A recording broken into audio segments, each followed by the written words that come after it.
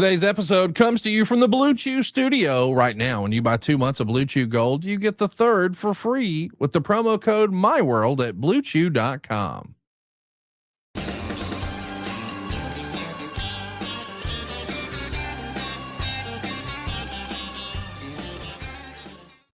Hey, it's Conrad, the mortgage guy, and you're listening to My World. And of course, we couldn't do it without the Hall of Famer, the greatest professional wrestler of all time, your friend and mine, Double J, Jeff Jarrett. Jeff, how are you, man? Oh, Conrad Thompson. Happy to be here today on My World recording day. We are in late April. Boy, we've got Double or Nothing coming up. We've got Forbidden Door coming up. Before we know it, All In will be here. Lots and lots of stuff going on, Connie. Cats football. We got us a second win Saturday. I have been kind of immersed in that world quite a bit. The wrestling business keeps keeping on. Man, oh man, I'm ready to get a little lake time in, pal. Like yourself, you've gotten beach time and lake time in. So anyway, how are we doing today? Man, oh man. In the words of our main man, Dave Green, respectfully, diplomatically, and bless your heart, Dave, there has been a whole lot of chatter going on lately, wouldn't you say, Connie? I would agree with that. Been a lot of chatter about Cats football too. The Nashville Cats, man, you're setting records already. You've only had 2 games, already developing a fan base there. I think you had like over 3,000 fans in the building this past week, setting merch records. This is an exciting thing. I've seen you do this in baseball, but now football too. Man, he's the world's greatest singer. He's the world's greatest entertainer. He's doing CPR on baseball teams. Now he's hulking up on football teams. What can he do? Come on, Connie. No, man. Coach Fisher, I still call him Coach Fisher. Jeff Fisher, Commissioner Fisher.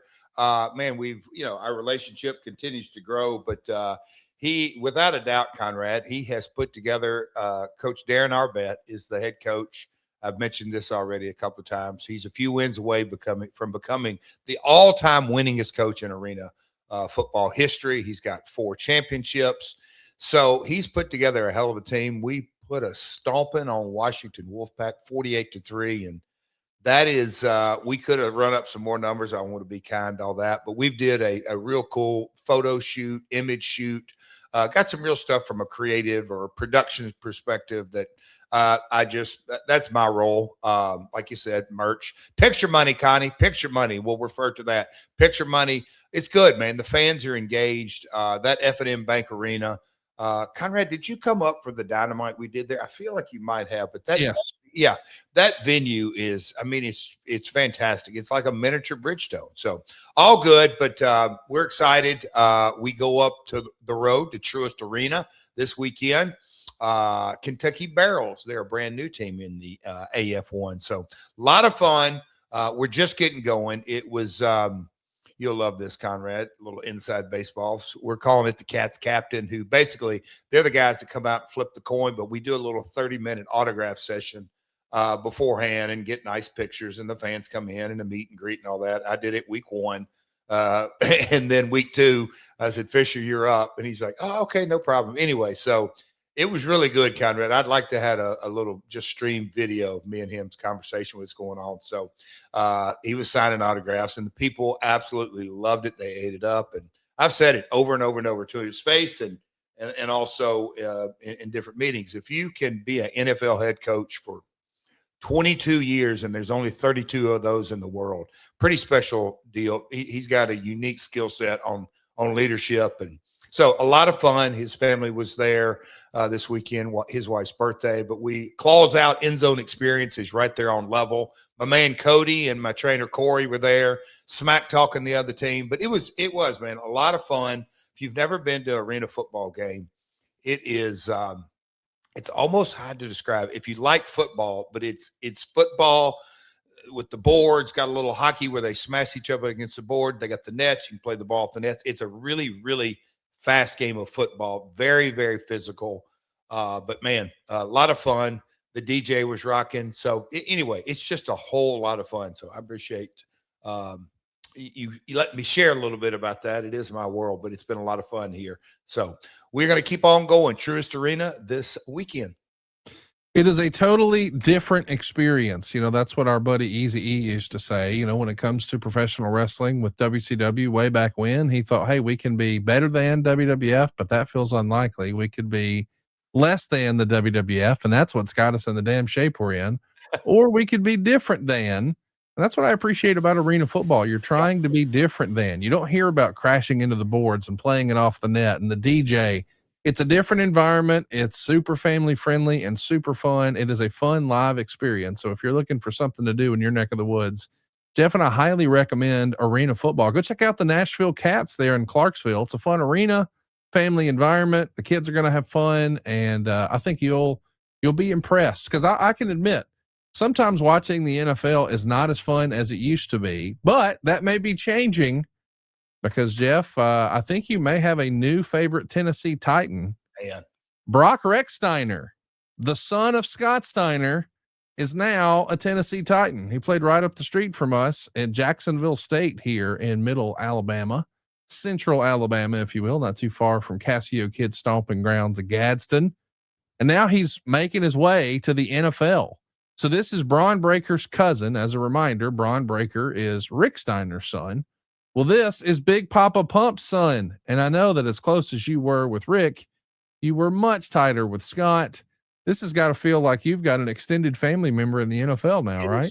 I texted him Saturday night. I got home not too late from our game Saturday. And, you know, again, everybody knows, listen to this. I'm not the football guy, or really wasn't the baseball guy. I'm a wrestling guy, but basketball is my junkie sport. But, man, oh man, Conrad, when I saw that come out, and I just could not be happier. I text Scott and Christo, just the clapping emoji, and they both responded back. It's so cool. You know, and Scotty.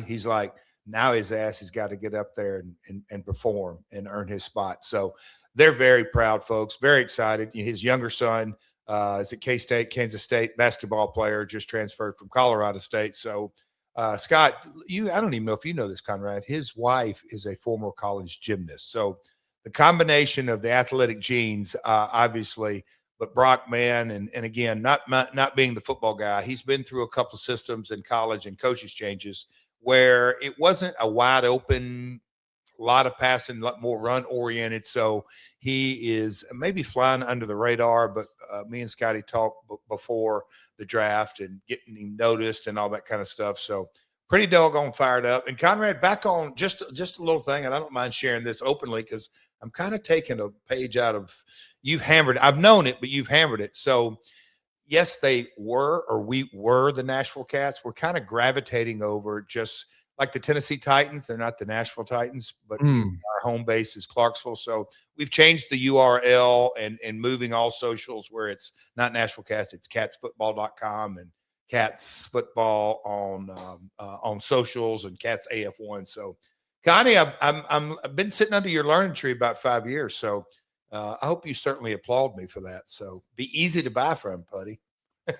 Hey, I love that. Be easy to buy from. I'm pulling for the Cats football. I'll get it right. My apologies. I'm pulling for Cats football. And listen, the Clarksville Arena, not too far of a drive from downtown Nashville, but it's worth the drive. I really enjoyed my time there. A lot of history there. I think you'll dig it. But I can't lie, I'm really excited for Scott to see what his son can do in the NFL. Obviously, Jack State, not a huge school, but he made a freaking roster in the NFL. He was drafted. He's going to the Titans. It's amazing. But when I see the photos, because they did a photo shoot in Jacksonville with his dad's chainmail headdress and a big gold belt replica, and he's mimicking some of his dad's poses, I take a look at that and I see what's happening on WWE TV, and I think to myself, this has to be inevitable one day. Don't you imagine? No doubt. And me and Scott, I probably shouldn't go into that's their personal deal, but he's asked a lot of things. And Conrad about Scotty just kind of picking my brain on different things. And I just said, I'll just leave this right here, Conrad. I told him play the long ball, the long ball. And look, I've told anybody that I know in this environment, literally, you've got to build the foundation of the house, and that means digging the footers. You don't worry about shutters and nice kitchen appliances. And when you're building a house, first thing you got to do is dig the footers, pour the footers, put the block, build the foundation. And I believe that to be in wrestling. You've got to really learn your trade. So Scotty was already in alignment. So, hey, man, I hope he has a 10-year, 15-year pro career and he doesn't give professional wrestling a second thought because that's his desire. And, Braun was that way too. He played at Kennesaw State and the Ravens. Ravens, baby. Come on. I think he got up to right to the last cut or something like that. But man, Bronson, from a little kid, man, always wanted to wrestle. When the early stages, I was finishing up TNA and getting into Global Force. Brian was texting me back then. Hey man, this is what I want to do. Hey man, I'm like, hey, go talk to your dad first. don't text me any of this nonsense. So I'm happy for his success and really looking forward to Brock in the Titans relationship. See where that goes. I mean, listen, I know that young Cody, he wants a new jersey for some ball player every single week. It's just like clockwork. I get that. But this is a jersey that I imagine the whole Jarrett family is going to have, right? Yeah, so I thought you were talking. I didn't know if you and Karen side text. So the draft was last Thursday night, round 1. I don't even know the player's name, but we were going to bed and Karen said, how long before you think I get the text? I said, what? She said, how long do you think before I get the text? I said, what? She said, from Cody. I said, what? She said, of the guy drafted. I said, he said, they'll put it out tonight. The kid that the Pittsburgh Steelers drafted in round 1 will have a jersey on sale tonight, and I'm going to get the photo. Sure enough, it's late, but when I woke up Friday morning, Codes put it in the family group text. Mom, need this jersey. It is amazing, Cody's fandom, but this is one that I just imagine there's going to be a whole lot of in the wrestling world. There will be a whole lot of Titans jerseys sporting around. Oh, I mean, what a cool look that is! Like you telling me that post NFL, and as you said, I hope he has a Hall of Fame career. But you telling me that one day that guy couldn't stand shoulder to shoulder with Braun Breaker? I mean, I know that and listen, they had to play the hand the best they could. They went with the last name Breaker. And I know they're not technically brothers, but by God, sign me up for the Steiner cousins. I'm in. I can't wait. I look forward to that one day once they're both multi-millionaires. Yes. There you go. Yeah. And I think Breaker will be dropped at some point. Do you really? You think they'll pivot back to Steiner? I do. They have to at some point. He walks to the ring with that leather jacket. You have to, and I know, me and Connie, certainly me, I'm showing my longevity. I won't say age, showing my longevity. But if you have been around, especially in the Nitro days with Rick Steiner, walking the Nitro aisle and barking in the arena barking with that leather jacket on, sometimes it would drop off one of his shoulders. All that. They look just alike to me. They are very, very similar. I mean, super similar. Yeah, those boys got great genetics, the brothers, and certainly they've passed it on to their kids. But yeah, I just think it's undeniable that Steiner's going to come out in it. Do you think eventually, maybe when he his character changes and he's a baby face, that's when it happens? Here's the real me or something like that? I think it's going to happen when he puts his foot down, and you put your foot down when you have the leverage. It's just that's my thought. Yeah, throwing no shade. It is interesting because he of course comes in under a different regime. Respectfully, we're talking about Braun Breaker, and the edict comes down. Oh no, here's what we're going to call him. And I understand that Vince had a certain vision of things. He wants to own it all, but with Vince on the outside looking in, gotta love that Danhausen. It seems to be working okay. So and I think the world has changed so much. Yes, agree. Yeah, and I think Vince would. I don't think. I know he would. He would admit to that. But he had his vision and the IP and everything that goes with it. But me specifically, I learned so much through the years that Jeff is my natural God-given name on my birth certificate, the double F's and all that kind of stuff. But you can still monetize that. And I know jumping companies and all that. But for IP rights. Vince licensed or whatever contractually Double J Jeff Jarrett in quotes, and he had full rights to that. And so I just think the IP laws have continued to evolve. But yeah, that's why I think it'll be old Brian Steiner before long. It's also worth mentioning, once upon a time, the archives of wrestling weren't as readily available as they are now. Like, once upon a time, you didn't have every Steiner brother match in existence in your pocket. Like, that wasn't a thing. But you also didn't have access to the information to see, what their real names were and weren't. You didn't have social media. So everything's changed. And I know that makes it harder for a lot of young talent to sort of separate the character from the person. And maybe that's helpful sometimes, but something else that's helpful when you're looking to get harder is Blue Chew. The future of erectile function is here, boys and girls. I'm talking about Blue Chew Gold. It's changing the way millions of men are having sex in 2026. This new arousal boosting formula combines both passion and performance into one tablet. And check this out. It dissolves under your tongue for super fast onset. There's no more waiting for a pill to kick in. There's no more moments ruined by performance anxiety, just the results you want when you want them. You see, most ED meds only focus on blood flow, but Blue Chew Gold, well, that goes a step further by combining 2 ingredients for blood flow with 2 for mental arousal and connection. So you're not just physically ready, you're actually in the mood. This type of innovation is why Blue Chew Gold is the #1 brand in erectile function. The process is simple and it's all online. Get started today at bluechew.com and go for the gold. Turbocharge your love life and make it easy to get hard. Discover your options at bluechew.com. I almost feel like Big Booty Daddy would be here saying, holler if you hear me, and where all my freaks out there. Well, let's talk about the peaks. Right now, we've got a special deal for our listeners. Right now, when you buy 2 months of Blue Chew Gold, you get the 3rd for free with the promo code MyWorld. That's promo code MyWorld. Visit bluechew.com for more details and important safety information. And we thank Blue Chew for sponsoring today's podcast. And Conrad's Wiener. Yeah, there you go. Hey, my wiener is proudly sponsored by Blue Chew Gold, and Jeff Jarrett's is too. It's like a hot tag for our wiener. Together, our wives are thankful that Jeff and I are the 6-man tag team champions of the world, thanks to Blue Chew Gold. Hey, listen, let's talk about the big news of the week. And I'm not necessarily talking about the record profits that were posted for WWE. I'm not necessarily talking about the full disclosure. The folks at the top are making like $60 and $40 million a year. Nope. I'm talking about everybody's least favorite WrestleMania tradition, the releases. Ooh. And boy, are there a bunch of releases. And as the rumor and innuendo goes, we don't know all the names. And the reason that's the case is because NXT and the developmental system as a whole, because I think sometimes people sort of mesh the two together. NXT is a television program that airs on CW on Tuesday, but they do have a developmental program at the Performance Center, and a lot of those guys got the axe. Oh, so we don't know all of those names yet. And even if we did, I'm not sure how many of those we would recognize.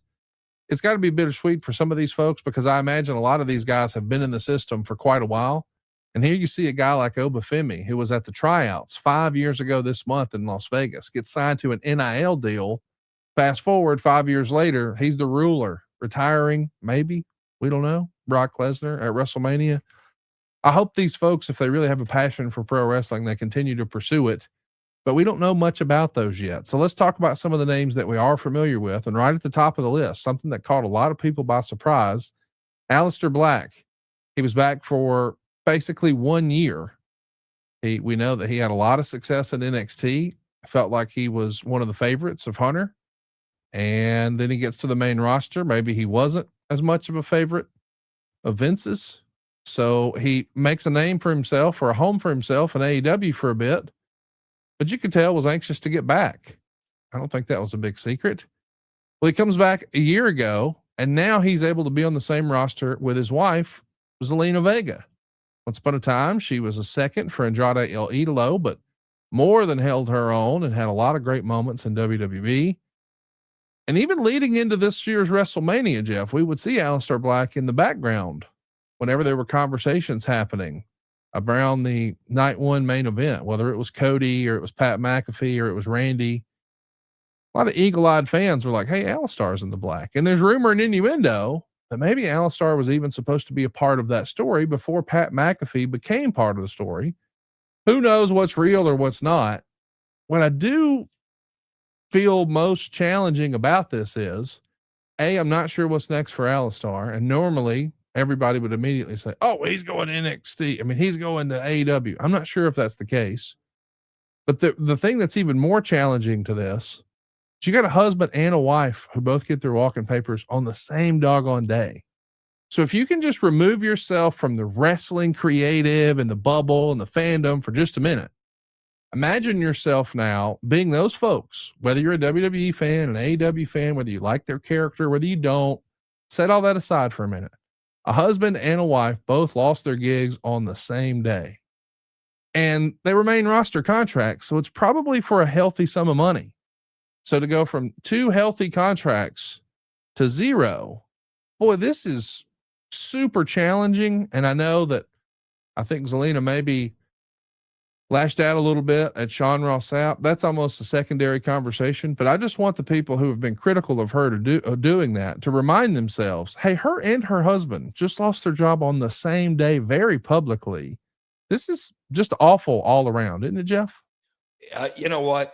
I was sitting here through the weekend, and Karen's the first one said, "Oh man, a lot of releases," and she sent me a post. Still call it a tweet. Sent me a post. I just like, at the end of the day, this isn't a shock to anyone other than the folks that were on that list, because it's how TKO has done business, is going to do business, but it's still, and what I know now versus what I knew years ago, and I've said this multiple times, in that there is no mountaintops unless you have a few valleys. And man, oh man, a public valley like this, it sucks.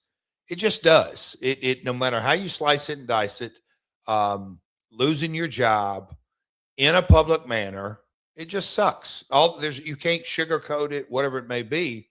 But I had a conversation at the flag football field with a buddy of mine who's a wrestling fan.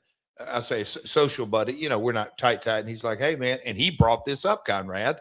And I'm just like, at the end of the day, and I said, I've shared, he knows you, Conrad, talks well of you. He listens, but I said, at the end of the day, and me and Conrad have talked about this, the business since the day TKO took over is transforming at a lightning speed, probably like technology and AI and battery cars, self-driving cars. Things are just happening rapidly, because it was, when you look at the combination of TKO/WWE making a conscious decision, no more house shows, and now they're releasing 20, 25 guys. And this isn't, there was guys, I think this is just going to be their MO in all this. I just think the opportunity for the entire business, I'm not going to pinpoint AEW, TNA, and New Japan in the US market. I'm saying wrestling as a whole, the opportunities coming out of this are in a lot of ways unlimited, because Tommy and Alistair is a hell of a talent. And I know you're going to mention Motor City Machine Guns, and there's a whole laundry list of guys that if they were good enough to get on that main roster and have a name, it's not like overnight they lost talent.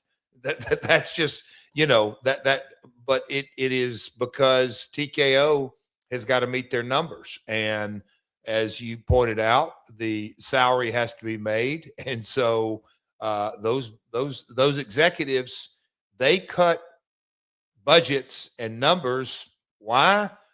I don't say primarily, but primarily for 2 reasons. They got to meet their 90-day numbers, and they got to make sure they get paid. And they only get paid if they perform. And so it is a tough business. Back in the day, I remember in the 80s, Conrad, when I first heard it, yep, it's Black Friday after Mania, or the couple of Fridays after that. That's when Vince did all of his releases, because it was the cycle of the year. Who am I? What's my roster going to look like for the next 12 months? So it sucks. I mean, it really sucks personally. I hate it for any of them, but every bad, I've done a lot of intensive work on myself. When I look back at all the quote unquote bad things, really it was just a door closing and a new one opening. Now, I don't think they're ready to hear that today or yesterday when they got the release, but over time, they're going to figure out, you know what? It's up to me. I got to put the take the bull by the horns and figure out next steps and grow from it. That is, you want to be a victim, or do you want to be succeed and take matters into your own hands? And so anyway, that's what to me is cool at this stage of my career. All right, who's going to come out of this? Who's going to be the first aggressive one? Who? What are their next steps? Because um, you can't sit back and wait for the world to come to you, especially in wrestling. I'm really excited to see what's next, but I'm reminded of a quote. It's an old cliche quote, but it is one that we saw Hulk Hogan repeat in the 4-part documentary that came out last week. He gave credit to his wife, Sky. I guess now we would call her, unfortunately, his widow. But he said, you know, she taught me or reminded me attitude is everything and everything is attitude. And there's a lot of opportunity if you'll allow yourself the opportunity to see Right. that perspective. But I am curious, wrestling politics being what they were, I don't pretend to know. I have no inside information, but it does feel like there was a tinge of negativity pointed at Black from former AEW talent. And I know that they have a great working relationship, talking about AEW, with CMLL and New Japan. Would, because my at first glance I thought, hey, Black's way back to, you know, really leveling up is to reinvent himself in Japan. We've seen so many guys do this and do phenomenally well. Like famously, respectfully, Kenny Omega was a part of WWE developmental, but nobody talks about that. They talk about the incredible run he had in New Japan. And famously, WWE didn't see much in AJ Styles after TNA. Well, he reinvents himself in New Japan. So I'm just saying that does feel like it is a change of scenery. It is a new game. It is a new opportunity. Do those opportunities exist for Black if you had to guess, or would you be more inclined to see, given the level of success and income and quality of life he's established, would he try to aim more towards a TNA? Because that does feel like, from a schedule standpoint and a quality of life and all that, maybe that's the low hanging fruit and an easier opportunity. What do you think? What do you think is next for Black? You have to get in Tommy's mind. I don't know what his priorities are. The first thing comes to his mind: does he want to work with his wife or not? And that's a personal decision. Are they a package? Also, think is what's his vision for his character. You're not asking my advice, but no, I think he's got to figure out, where can I best succeed? Is it Mexico? Is it Japan? Is it TNA? And it's an old Randy Savage kind of mindset. You got to drop anchor somewhere, Yes. and kind of figure that out. I've seen some different guys over the last 10 years, and you can have relative success. I think the best, maybe I'm always not good at this, but if you kind of want to take the most recent page, Cardona called himself the king of the indies. The reality is he hung his anchor in GCW and worked everything kind of around that. Mm-hmm. And I think there's something to be said with that. You can, you said it, that when AJ finished up at TNA, it's not like he lost talent, whatever it may be, but the perception of, and me and Alan had these conversations, we jumped off that ship, and it's pretty obvious why. And so the minute he put the new coat of paint on, it's not like he became a better wrestler. It was, hey man, I'm going to be over here on this brand. So I think Tommy has that opportunity. I think, because of the mysterious and all that kind of stuff, Mexico has that vibe. Mm-hmm. It's theatrics probably more than Japan. He'll succeed if he puts his head up to mind to it anywhere he goes.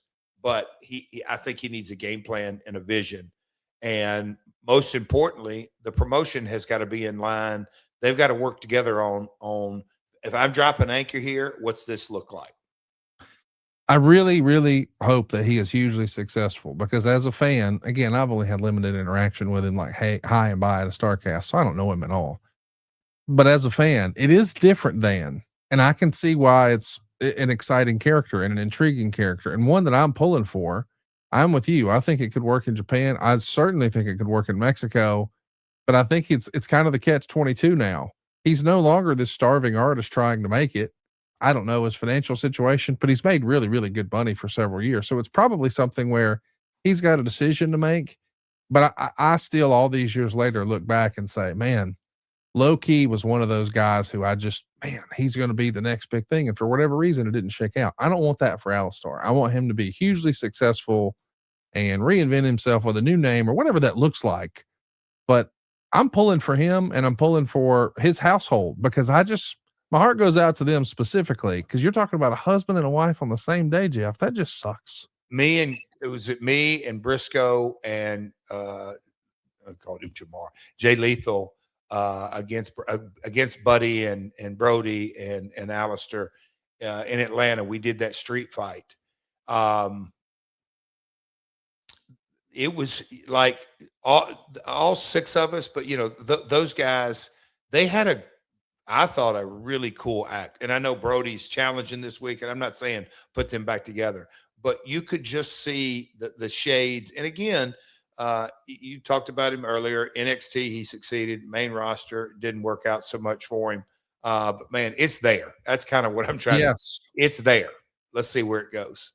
I'm pulling for him. I'm also pulling for Bo Dallas. You want to talk about a lot of stops and starts? I have to admit, I didn't see this one coming just because, and I'll admit, I was not a huge fan of the persona of Uncle Howdy, but I understood why it needed a place. But man, they've tried this character. They've thrown 3 ideas at him that I don't think anybody would ever say, oh, that's my favorite presentation ever. But he made something out of all of them. And when I saw that there were like theme park attractions during the entire month of freaking October around this, I thought, hey, there's money in this somehow. And it was and granted, I'll admit that's not really my thing, but I'm also the guy who wasn't a big Undertaker fan. Just that presentation of, hey, he's an undead zombie who can summon lightning. I'm like, well, I don't know. Maybe I get why people like it, but it just wasn't for me. But I loved his, you got to leave. It was a little silly, but it was fun. I don't know. When he was doing the spoof with McGillicuddy and they were doing like the fake Bray and all that, that was fun. Like he has made chicken salad over and over and over again. I think of everybody on the list, he's another that I'm really excited to see what's next because if he's able to color outside the lines, this could be interesting. What do you think's next for Bo? Well, and not that you have the answers, but I'll just say kind of the monetization of the entire Bray presentation. Are they moving away from that? Because Bo's a talent. Same thing. I would say exact same thing as Alistair, but he's got an opportunity. I think he could take shreds of all of it and incubated in somehow, some way. I think he can get creative with it. And when you look at that whole presentation, it really, I mean, when Bray was alive and moving and grooving, that was like a movement, and it was so different, so out of the box. Had a little bit of obviously some Taker in it, but I just thought it was different than that as well. So if I'm how do you figure out Bo 2.0, new and improved? But I just think there's something in that wheelhouse because it's not like they're brothers. I mean it's not a stretch for Bo to play something in that vein that I think could be super entertaining. And Bray built something special that. And I mean that the fun house and all those different kind of things. I think something was built really special. How do you take it to the next level? That to me is, and I don't know, you're not really asking me, but that's certainly what I would dial in on because again, I think that is, we're sitting here talking. I kind of leaned into Alistair in Mexico. I'm leaning into Bo in TNA. Do the right vignettes, do the right story, not a ripoff, not a takeoff. You are the brother, and go down that deal. And there's something to be monetized there, and I think it'd be good for all parties involved. Maybe I'm way off base, but I would like to see Bo do something totally different. Okay, Like we've tried. Yeah, I'm saying like, I think once upon a time when they couldn't figure out Cody Rhodes and they put him with the Stardust gimmick, that was based on the success of the Goldust gimmick, but he had to kind of step out of that to find his own. And I hope that that's what's next for Bo. As a reminder, even though it feels like he's been around forever, he's only 35. Yeah. So he's still like 5 years away from like wrestler prime. I'm pulling for him. Big fan of Bo in real life. Also wanted to talk a little bit about the Motor City Machine Guns. You mentioned it earlier. I don't pretend to know, but there's a lot of rumor and innuendo that, well, I think we all know these guys were mainstays and big stars for a long time in TNA. And everyone sort of assumed, hey, they're going straight to AEW. And they did not. Instead, they signed with WWE. And I think the expectation was, oh God, they're going to stick these veterans in NXT. They didn't. They went to the main roster and somehow wound up in witness protection program. Do you think that there's a chance we still see the Motor City Machine Guns in AEW, or it feels like a natural fit to go right back to TNA? I mean, you're already established there and beloved there, right? Yeah, that's a good question. Obviously, TK is the decider of that. They're super. I mean, they've been a hell of a successful tag team for now, 15, 18 years, and when you hear, I'll call it the generation of Will Ospreay and guys that were kind of breaking in, you look at the Guns and, well, the Bucks started in TNA during that era, just that era of tag teams, Storm and Rude, they moved on, but there were 6 or 8 tag teams in TNA, and Alex and Chris, what a career they've had. And so that's a good question, man. Where will they land? I don't know. That's a good one. I can see TNA, but I'm going to go back to my conversation with Karen. Like there truly are only so many slots out there. And that's why when choosing your anchor, I think you got to think that through more than anything, that TNA, WWE, AEW, New Japan, CMLL, AAA, just trying to think. You just got to kind of figure out, where is my longevity? So that I'm sitting here trying to think where that will be for Alex and Chris at this stage. I think Nikki Cross is going to absolutely dominate. She's going to make more money outside the tent than she did inside the tent. I think Rowan is going to do really, really well on the independents and obviously these Comic-Con type things. But Kairi Sane is somebody who I would not be surprised to show up sooner rather than later in AEW and pretty much anywhere else. I think as far as the women's side of things, this was probably the release that caught my attention the most. But this feels like she's not going to be without work very long. Would you agree? Conrad, I missed this. She got released? She got released, 37 years old. I mean, I know that, she's going to have a waiting period. Let's back this up. I don't know how many of these people had their contracts expire. Oh, yeah. How many of them were released. So we don't know what the timetable is, and I have no inside information. I'm just a fan watching from the outside. Some Wednesday, we're going to see Kairi Sane, I would bet. She's very, I don't tell you, she's very good. Damn. Okay. So Conrad, how many total got released that we know of? We'll run through some of the names. I wanted to hit one more before we run through the full list. Apollo Crews. Apollo Crews to me has been something that WWE has slept on for more than a decade. Uhaa Nation, as he was known on the indies. The way he was described to me is, hey, imagine if Brock Lesnar was a little shorter, but a black dude who could bounce around and do aerial stuff. And I thought, what? That's not real. And then you see Uha Nation and you're like, well, I'll be damned. Now, I'm not comparing the two's athleticism, but I am saying as far as the physical look, Apollo Crews just looks like he's dripping money. And I can't believe they didn't just drag him through and collect the coins, because people will pay to see this guy. In my opinion, there's something there. I don't know that WWE ever found it. If you're really trying to monetize and play the long game and for the upside, if you're Apollo, do you look to TNA or do you look somewhere else, do you think? You know, I was just sitting there thinking, I got to work with him some. I loved his ring music. And I don't know if he had some good music, because when I was doing all the live events, I was like, that music hits, and it got a reaction.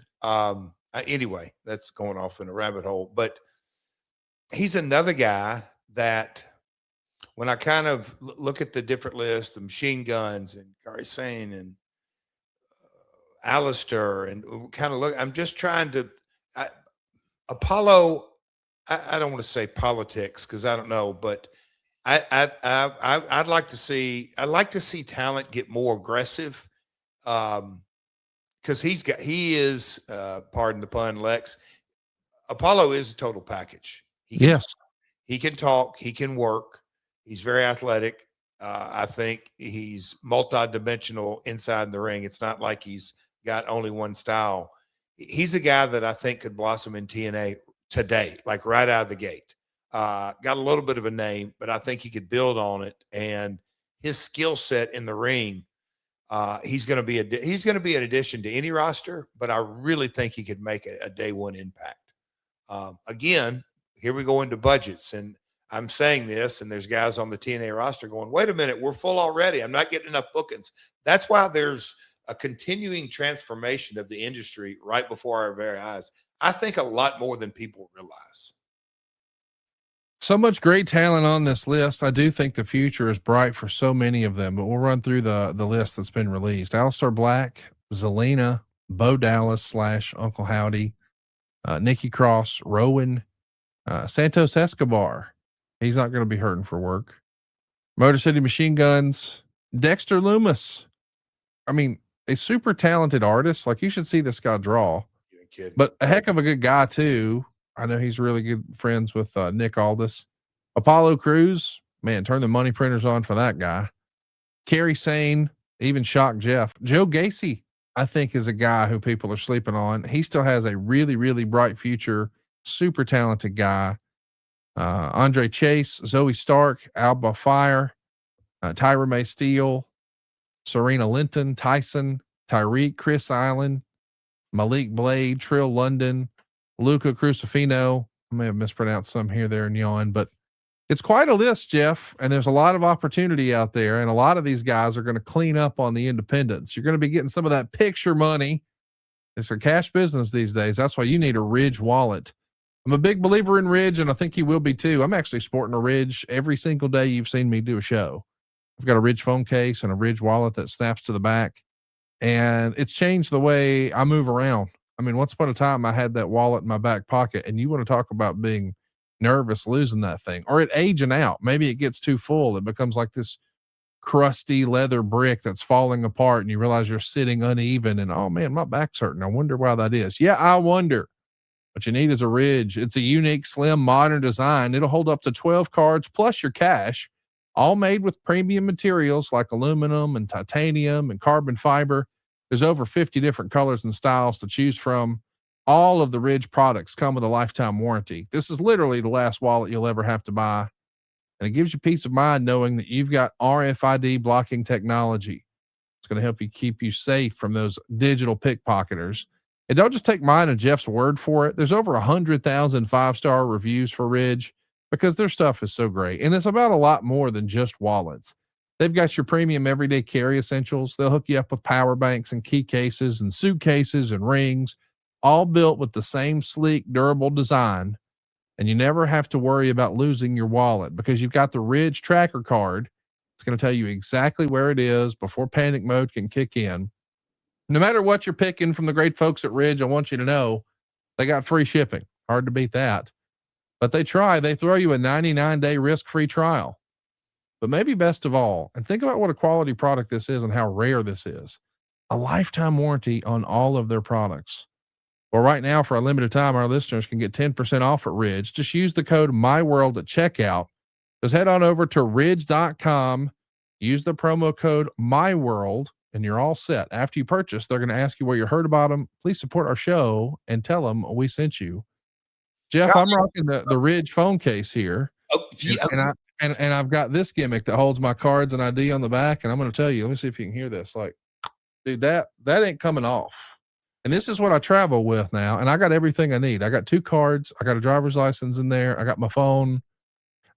This has changed the way I move around and travel day to day, Jeff. So do you know what the Queen is doing? Which she's probably done by now. We've been rolling 45 minutes. When I walked up the steps, she literally, you know, her and her TikTok, but the power bank, she looked at me and it came. She's like, well, why didn't you tell me this is coming? And I said, well, why don't you ask Dave Green and to loop you in on emails and he'll tell you when it's coming. Anyway, she's like, I'm TikToking this. I said, yes, you are. But she's all dialed in. When we got the wallets, that was Christmas.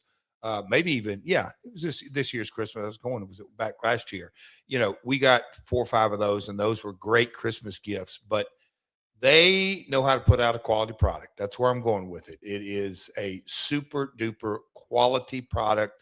I carry, that's my wallet, folks. Guys, if you're listening to this, you only have to buy one more wallet the rest of your life. And I'm not joking. It is perfect. Got a little money clip, holds all the cards. I got the power bank just in the mail. My sweet bride is TikToking it up right now. And Connie, didn't even know they did the little deal on the back of the phone. So you got to check it out. And let me recommend Ridge is great for a graduation present. So if you got a kid who's graduating high school, graduating college, load them up with some Ridge stuff. It's going to make their college experience or their work experience a little easier as they're transitioning. It's kind of a grown man gift. You know, you don't need the Superman wallet with the Velcro anymore. Let's get with the program. Works. It's a great gift. And by the way, if you got a dad who's hard to buy for, and Father's Day's right around the corner, we love Ridge. He will too. Over 1 million 5-star reviews. That just sounds make believe. I don't know that WWE could get 1 million 5-star reviews. So right now, ridge.com/myworld. Use that promo code MyWorld. Get 10% off. Jeff, let's talk about a quote from, I can't believe this is real, but I want to give you a quote from Bubba Ray Dudley because I'm not sure if you've seen, but there's a WWE program they're putting out called LFG. Have you seen any LFG? I'll talk LFG, but we're gonna talk about something before this show's over. So go ahead. LFG, I have seen bits and pieces of it. Mickey was on there. I think she got go ahead. Yeah, she got the axe for Undertaker's wife, which is fine. But either way, the chatter is that the show is going to be changing. Okay. And I think that it's not lost on a lot of people that the person who just won LFG turned around and got released. So the point of this show is you're going to win a contract, and then a couple months later, we just send you packing. Okay. So now Shawn Michaels announced, I believe, that, hey, that's all going to change, and it's going to be more about trying to make it an NXT. It's not going to be a big prize for a contract. So everybody's talking about LFG and how they're, you know, it was a television show, folks. And I know that people are taking this literally. I hate to talk about it that way, but it's a television show. And I'm not betraying any confidences. Jeff never told me this, but other wrestlers have said, hey, the Hall of Fame is a $200 class ring and a $5,000 check. It's a television show. And I'm not saying that's what Jeff says, but I'm saying I've heard other veterans say that. I will say that Jeff keeps the envelope the check came in right by his plaque for the WWE Hall of Fame. That could be a coincidence. I don't know. But it is a television show, and I think that gets lost on people. But Bubba Ray was asked if he had any advice for LFG talents who'd been released, and I was kind of surprised by the answer. He said, I give them no advice. They're gone. There's one talent out there that got let go I see working hard on her own. In season 2, we saw Hayes Jamison, now known as Pinky Montoya, out there on the independent scene. Nobody knows why she was released, but she's trying to make it on her own in the indies and trying to work her way back, maybe to LFG or to Evolve or to NXT, wherever. But I really don't have any advice for the other talents. Maybe you should have taken it more seriously. Maybe you shouldn't have put your feet up on the table. Maybe you should have shook hands. Maybe you should have been more polite. Maybe you should have busted your ass a little more. Maybe you should have cut a better promo. You've got 5 minutes. Get over or get out. This is not a business for boys and girls. It's a business for men and women. I'm not here to coddle anybody. I'm here to help you sign a contract with WWE, become a millionaire, make something of yourself, and help this business thrive in the future. Well, he cut it old school right there. I know that this is going to rub some people the wrong way, but you've been around long enough to see a thing or two. How does Bubba's quote strike you? He cut a good promo. Yeah. He's been, I think, a good promo, and I'm going to say that with not a caveat, but I'm going to give my definition of good promo. You don't have to. My opinion, my humble 40-year opinion, a good promo always weaves threads of reality and truth and realism and fundamental basics of what will connect emotionally with the viewer. Bubba cut a good promo. Were there some shades of showbiz in there? Absolutely. Were there some shades of truth? Absolutely. Looking forward to seeing what's next for a lot of these talent and for LFG. Jeff, I don't know that you saw this last night. I did not see it. I finally let my Sling subscription go. I guess I'll sign back up now, but I have YouTube TV, so I no longer get A&E, and A&E is, of course, where WWE plays their biographies.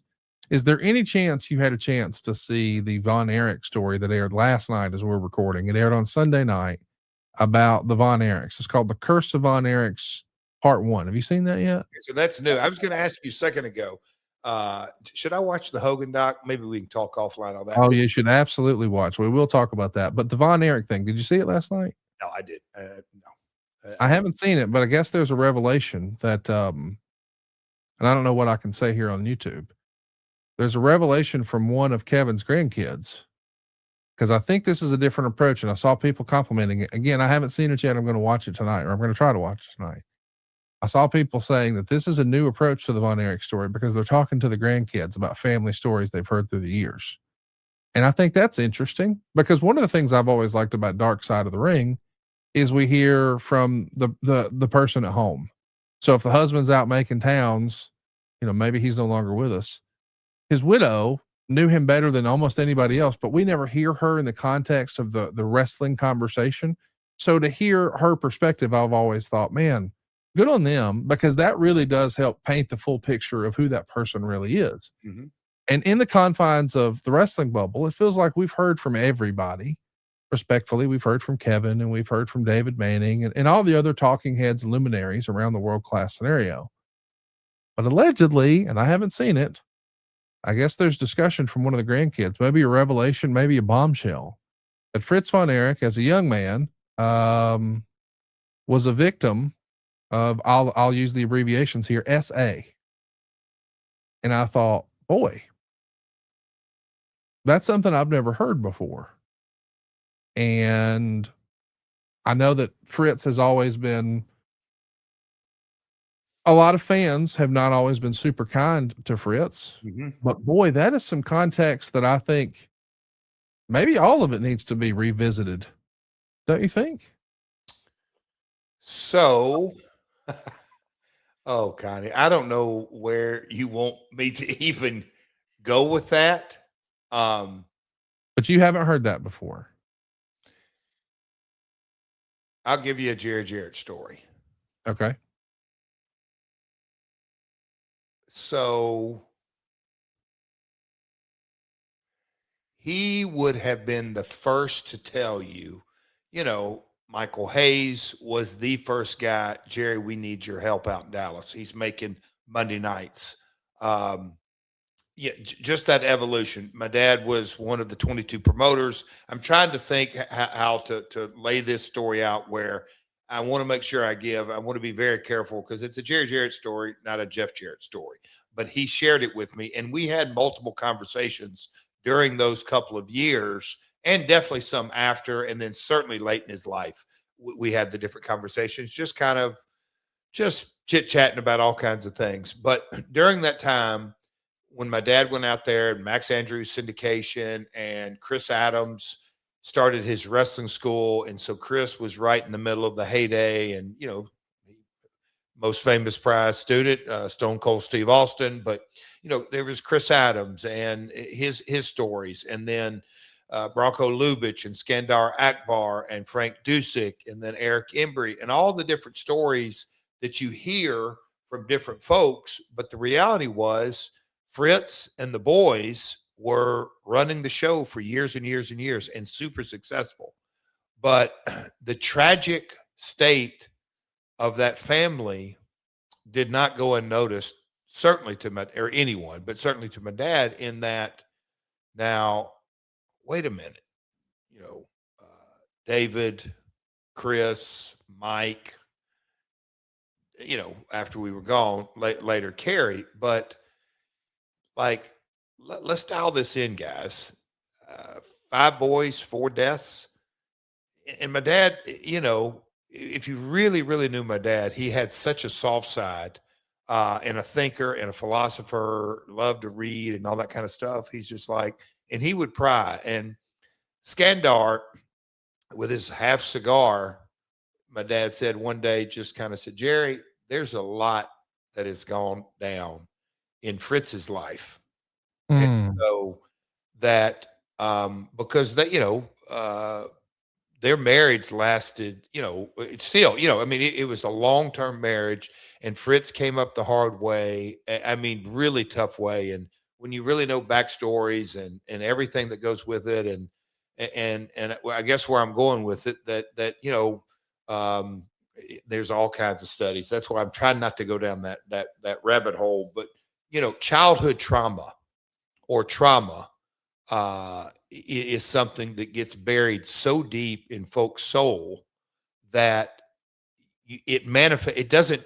There's consequences of sin. Period. Nobody gets a pass walking this earth. If there's a sin that takes place, God, in my belief, He replaced our sin, and His Son died on the cross for us. But there is a consequence that happens. And so, as my dad peeling the layers of the onion back and thinking all this, and Skandar, again, that little sawed off cigar, Jerry, I can't do his accent, but lot of things in France's past. And so my dad often was like, man, for that to go down, and the way the family and the success they had and the drive. But when you take a step back and look at, getting busloads of wrestling fans to go to Carrie's football games, there is so many stories that are not really told, that when you go into the DNA, it is an unbelievable story, and a lot of success, but also a ton of tragedy. And so it's interesting. Obviously, Conrad, I hadn't seen it, but I just, now we're talking generations of things that affected that. You can't say it all dials back to that, but you can certainly see Fritz had a traumatic event, is kind of what I'm assuming the grandkids are alluding to, and it had his mindset go a different way and probably affected, because it's not like trauma. Then as you grow up, you get to say, hey, my trauma, it's only going to affect this relationship and this relationship and this relationship, and all the others are fine. I'm not going to, no, it affects everything. And so his marriage, his fathering, his grandfathering, I guess what I'm saying, Conrad, it doesn't surprise me at all that a grandkid would say that, because you never heard like in depth. But my dad always said, and later in life, he goes, man, when that movie came out, Iron Claw. Iron Claw, I thought of that, they put Dad in there, and just kind of how it made me think of all the different conversations that I'd had with my dad, because, when we got out there and my dad turned it around and was making the money and the syndication and all that kind of stuff, I later in life, I reconfirmed. But when Kevin came in with his lawyer and said, hey man, we appreciate you turning this bad boy around, but we're going to take it back. And my dad didn't even really fight, just said, Kev, have at it, pal. If you don't see my value, in what I've done and think you can run it now, God bless you. It ain't going to work out. Your decisions are what really got them where they picked up the phone and said, hell, Jerry, if you can just get us out of debt and turn this thing around, we'll give you 60%. And my dad's like, no, we're going to set this up on a real business. And Dad had 60, Kerry had 20, Kevin had 20. And that all went away because Kevin just decided, and I get it, Kerry was going to WWF. We've already covered all that, but a lot of trauma. There's no doubt. And did the trauma start in Fritz's childhood? I can buy that. I got to check it out. I hope you will too, Jeff. I also wanted to ask, you mentioned the Hogan documentary. He did touch on how much pain he was in during his time in TNA. And it's revealed that, he felt like he was flat broke in the shadow of all the legal woes, certainly the divorce chief among them, and was looking for a payday. And as Eric says, Hulk needed the money for TNA. And Jeremy Borash actually makes a cameo. We never see JB on WWE programming, so I jumped out of my skin. So happy for our friend when I saw him there. Hell, that's going to make me watch it right there. No, go ahead. Well, he said, it was that the original hope was that you were going to get some matches out of Hulk Hogan when he comes in, and Borash says it was apparent fairly soon that was not going to be in the cards. Do you remember the situation or the disappointment when it when it clicked for you that, hey, he's not going to be able to work any matches?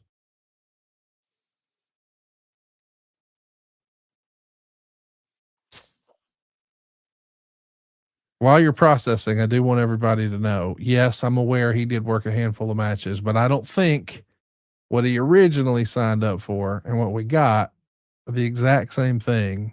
Just wanted you to have a minute to talk about that. And that's why, and Dark Side's coming out.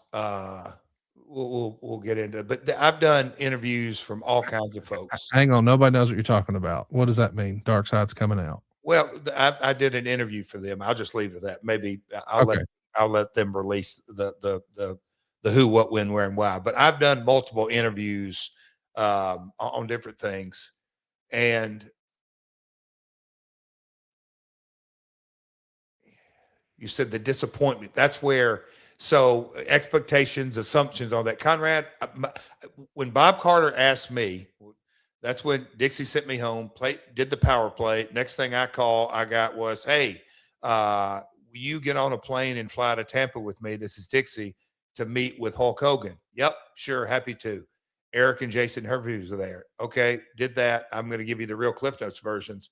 Bob Carter asked me, what do you think? And I said, at the end of the day, I really think Hulk can really move the needle if he is the ambassador. His brand is the biggest brand name in the history of modern professional wrestling. Licensings, TV deals, international.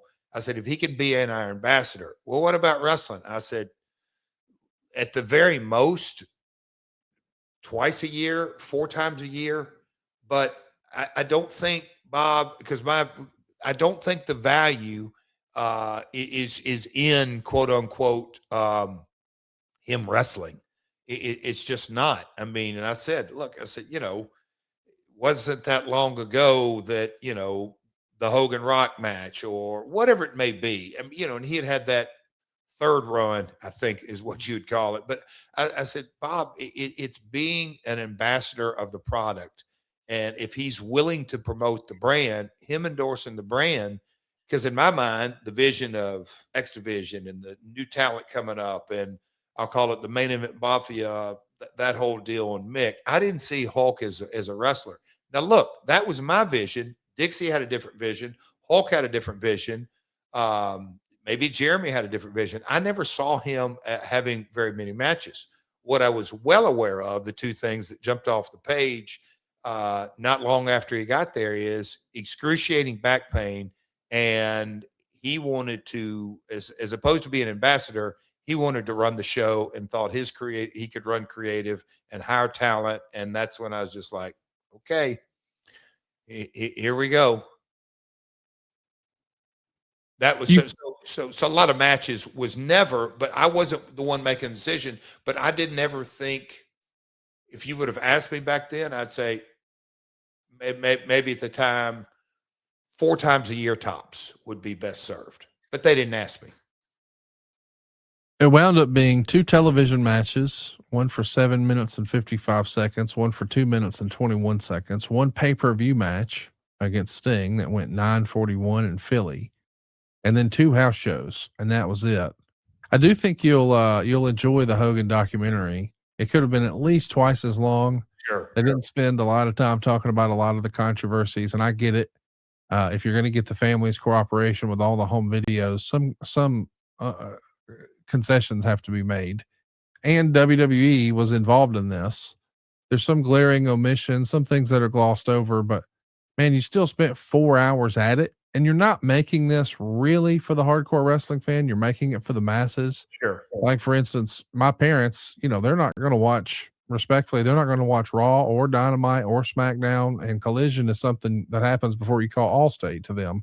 But they sat down and they watched all 4 hours of the Hulk Hogan stuff the day it came out, because they know that Hulk Hogan was a big part of, Americana. He was a pop icon, and they couldn't wait to see it. So it's not for us, and I want everybody to sort of keep that in mind. But hey, something that's for everybody is Mando. And now this time of year, maybe more than ever, you need Mando. You see, some men mask their BO with sense, but not us Mando men. We get the job done right. Don't mask it, Mando it. Head on over to shopmando.com, because right now, for unlimited time, new customers can get 20% off site-wide with our exclusive code MyWorld. Hey, got a question for you. Do your balls stink? All right, seriously, put 2 fingers down there. Nobody can see. Reach it up there to the nose. You can do better than that. That's why you need whole body deodorant. Mando, safe to use anywhere on your body. Turns out Double J slathers his ball bag up with it, runs it on his armpits, his thigh folds, his belly button, his butt cracks. He's got 2 of them. Don't ask questions. Dave Silva's using it on his stinky ass feet. Mando was created by a doctor who saw firsthand how normal BO was being misdiagnosed and mistreated. And it's been clinically proven to block odor all day and control it for up to 72 hours. Don't take our word for it. Ask Karen Jarrett. This has been a game changer for young Cody Angle. You can find Mando in 2 different products. You got solid stick deodorant. Now that's formulated and powered by mandelic acid to stop odor before it even starts. Plus you've got spray deodorant. It's aluminum free and ideal for those hard to reach places. All the products, by the way, are baking soda free. They're paraben free and clinically proven to control odor better than just a shower with soap alone. Not only that, Mando's clinically proven to control odor better than Old Spice. And if you're ready to try America's #1 whole body deodorant formula right now, well, you can find it at retailers, but for the best deals, go right now to shopmando.com and use the code MyWorld. You'll get 20% off. That's shopmando.com. Please support our show and tell them we sent you. Mando's got you covered with deodorant plus sweat control. So say goodbye to those sweat stains and say hello to long-lasting freshness. Hey, speaking about the Hulkster, Jeff, way back when, your dad, by the way, is mentioned, and Jerry the King Lawler's interviewed in the Hogan documentary, and it got me thinking, we ought to show Jeff something that popped up on social this past weekend, and the show and I got tagged in it. So we're going to show it to you right now. It's an old Memphis booking sheet. I don't know that you've ever seen this before, but I wanted you to sort of take a look at this and carry us through what we're looking at here as best you can. You'll see that it looks like it's the week of April 26th through May 2nd, 1993. And you see on the left-hand side, this is just a form. It says booking sheet. And from left to right, it says name, and then Monday, Tuesday, Wednesday, Thursday, Friday, Saturday, Sunday. And then it's got underneath that the towns labeled. So Monday was Memphis, Tuesday was Louisville, Wednesday was Evansville, Thursday, where's that, Jeff? Thursdays, according to Indiana. Friday, it looks like 2 shows. Is that right? Covington, Kentucky, Livermore, Indiana. And then Saturday's Nashville, Sunday's off, right? Covington, Tennessee, Liverpool. Yep. Nashville Sunday. Oh, yes. And then we see a list of names. Jerry Lawler, first on the call sheet, no surprise. Then a fella I know pretty well, Jeff Jarrett. Billy Travis underneath it. I see Danny Davis on here. I see Miss Texas on here. I see Jeff Gaylord. Talk to me about what we're looking at here. All Neighbors, Tony Falk, Don Bass, Harlem Knights. That's Men on a Mission. I think Doug Gilbert's, Axel Rock and Wolfie D, Steve L, Scotty Flamingo, also known as Raven, Brian Christopher, Evan, trainee, Master Terra. I got it. Okay. So if you go back up to the top, Conrad or Dave, so these were handed out on, my dad would book the Monday card, and to book the Monday card, he would have done that the Thursday or Friday before television. So when you got to TV, they gave out booking sheets and you knew where you were for the rest of the week. And so those were handed out, and he did the list of baby faces up top, and then, all the way down. And then he'd have the heels and then the refs. And sometimes we would have notes on which rings going where, or little different notes at the very bottom of it. But those were given out. It's funny that we've never even talked about that. I've seen these floating around online for years, but that was the booking sheet right there. That's my dad's handwriting, and Lordy mercy, I've seen a lot of those through the years, but there they are. There it is. Jeff, I want to ask you about this because I've seen, and we've produced for StarCast, like an itinerary for a talent, but they were individualized. So, hey, here's your flight information. Here's your hotel information. Here's the name of the driver that's going to be picking you up. Here's what time your meet and greet is. Here's what time your panel is, all that sort of thing. So, and here's how to find the green room, and here's what'll be in the green room. So I've seen that kind of itinerary, but in all honesty, we produced it. So I didn't know what the hell I was supposed to do. I'm just freestyling and trying my best. But when I hear booking sheets, I kind of imagined it would be the same thing.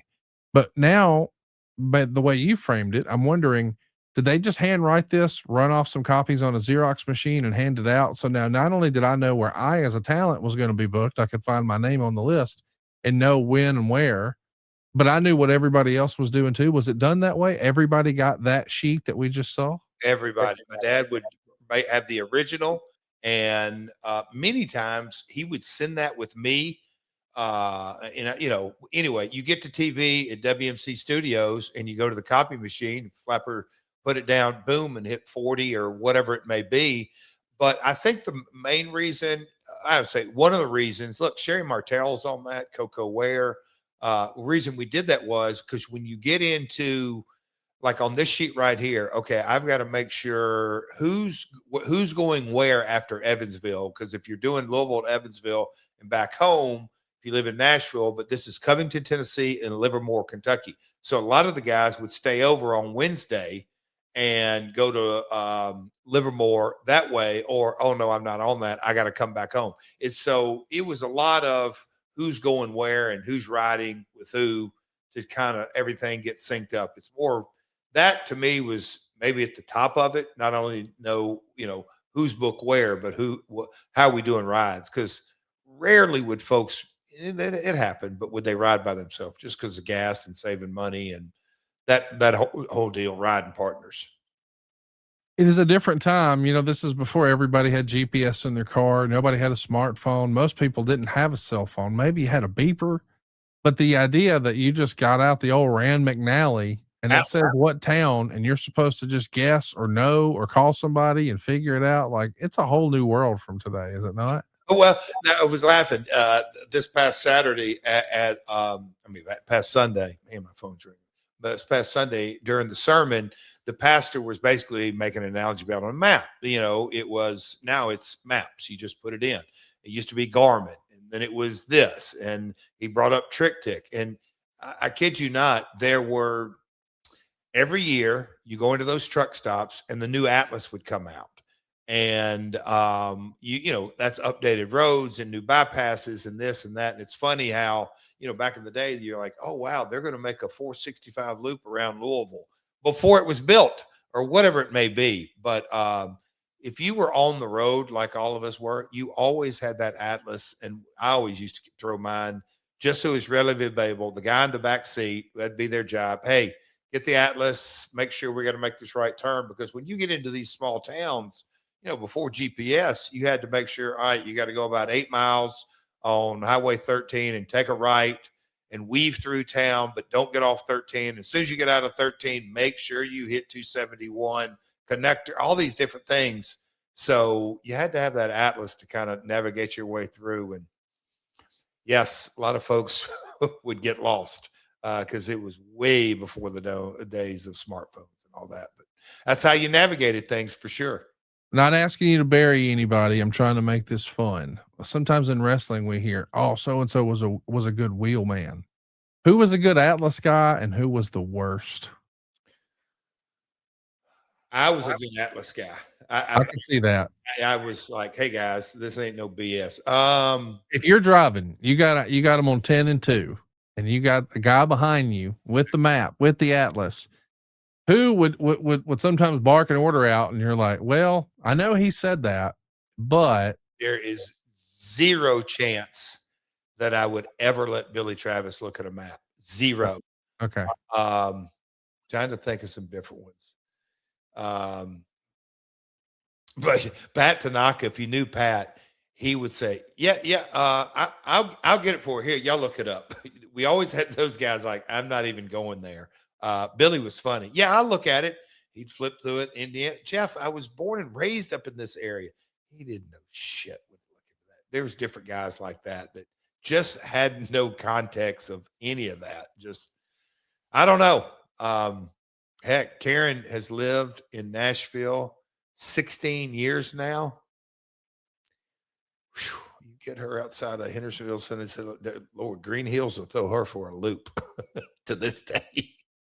It's funny. I'm not even kidding when I say this, but my buddy Cassio, he uses GPS to get to my house. Oh, yeah, I can see that. Just, he's totally out to lunch when it doesn't matter where we're going, how long we've been there. He's going to hit the button in his Bronco and say in the Siri, and then say whatever. And I'm like, we've done this 28 times in the last quarter. We did it twice last week. Why are we Googling it? What are we doing? But yeah. That's good. Let's talk a little bit about WrestleMania. It's not all bad news. This is the time of year where there's the very end. All right, go ahead. No, what'd you say?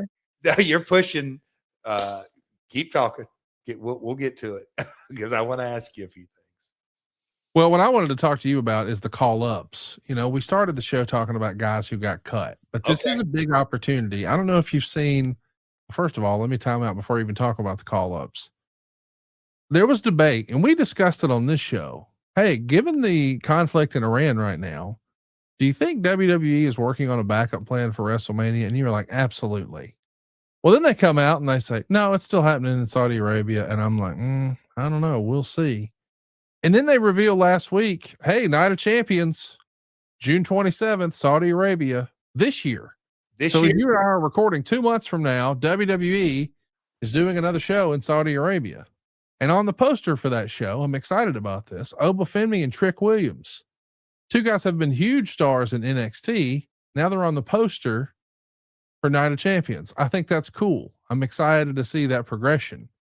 But I'm also kind of shocked they're running Saudi Arabia in June. And this comes on the news that, hey, Live Golf is maybe in danger. Saudi Arabia's not made a profit there, and they're thinking of unwinding it, which would mean they'd basically be writing off a huge loss. But I think this is changing the narrative of, Saudi Arabia is just throwing money at reckless abandon. No, they're actually trying to get a return. And I think Live Golf's inability to monetize themselves with a strong television deal, maybe because of the politics, that's the only thing I can assume. Maybe they're going to throw the baby out with the bathwater. How do you take this, that WWE, damn WrestleMania next year, we're going 2 months from now. We're going this summer, June 27th, Night of Champions in Saudi. What do you think, Jeff? First thing that came off my mind, you said Trick and Obi are on the poster. How many people are on the poster? Do you have that? I'm just curious, and I know that I'll get to answering your question, but So that's 2, and they usually put maybe 5. Oh no, there's a lot of other guys. I'm just saying these are I got NXT it. stars who they weren't on the roster a few months ago, and now here they are. I don't want to put too much pressure on those guys because they're just getting going. Like, well, Roman's on it, and all the other big stars are on it. But I'm just saying, just the idea that they're there, I thought was, hey, good for them. You know, and they're both those guys. If they just give it time, it ain't gonna happen overnight. But that's creative, subjective. Wow, Gotti, you do have a little scoop there. They're already going. Wait a minute. What did I see? God, I try to turn the news off, but what did I see? Yeah, that was last night. Rubio or somebody said, "Hey, we think Iran is serious now." I'm like, anyway, I don't get into politics, but okay, business as usual. That's interesting. Which tells me I don't think TKO or just the governments and everything put folks in harm. They're providing entertainment. I know the show must go on, but you know, the news sensationalizes everything. And I don't know, man. I got to process that. And that gets me into talking about politics and literally lives being lost and, you know, nations fighting each other. Yeah, we're not trying to have a political conversation. No, I'm just saying. It shocks me. You shock me that they're going in June, and we are, to my knowledge, again, you know me better than most. I don't follow it like hour by hour of what's going on. I just do know we do have a conflict going on currently. It's ongoing, and our administration and our Iran's administration are vehemently opposed to certain things. And here's what jumps off the page to me about it. And the reason I bring it up to you, it's clear the reason they're going is because they're contracted to go. And I know that there's a lot of people who are going to throw the flag on that, but let's just press pause for a minute. And let's not forget that once upon a time, WWE was faced with the decision at the very start of the pandemic. Hey, what do we do with WrestleMania? It's happening right now. Can we still hold the show? And it looked like right up until the doggone thing happened, we were still going to find a way to make it happen. And then when governments stepped in, that changed it. And there's clauses in contracts that say force majeure, like, hey, did you have to? What were you required to? What is the cancellation? And then what is the financial penalty on the other side of that cancellation? So it's not like you can just, oh yeah, well, this is the right call. You're going to open yourself up to a whole lot of litigation. So I guess what I'm driving at is Vince made the decision to pivot, and we're going to do it in the Performance Center, and we're going to make it a 2-night event. That's how we got WrestleMania started becoming a 2-night affair. And I think it's obviously worked out the way it was supposed to. But I do think the reason this show is still happening in June is because there's a contract. But the question is, Jeff, is it Saudi saying, hey, we're not going to slow down promoting tourism to Saudi Arabia for this. We need the help now more than ever because people are thinking that it's scary to fly over here and we're getting lumped in unnecessarily. So by God, WWE, please, we really need your help. Live up to your end of the contract and come on out here on June 27th. Or is it the other side? Is WWE saying, hey, we're sorry this happened, but we've got it on our books and we're not going to report a quarter without that revenue. We're doing the doggone show. Somebody is pulling for this show or pushing for this show. What side do you think it is, Jeff? Ari answers no doubt. I mean, it could be both. So I'm not going to say your point that Saudi's going, oh, no. We need it more now than ever. There's probably some of that. The one thing about that live golf, you talk to not even, I'll call it the golf television watchers. Well, just the casuals. They called this day one. They may be armchair quarterbacking and booking and all that. Just the money that they were throwing at it.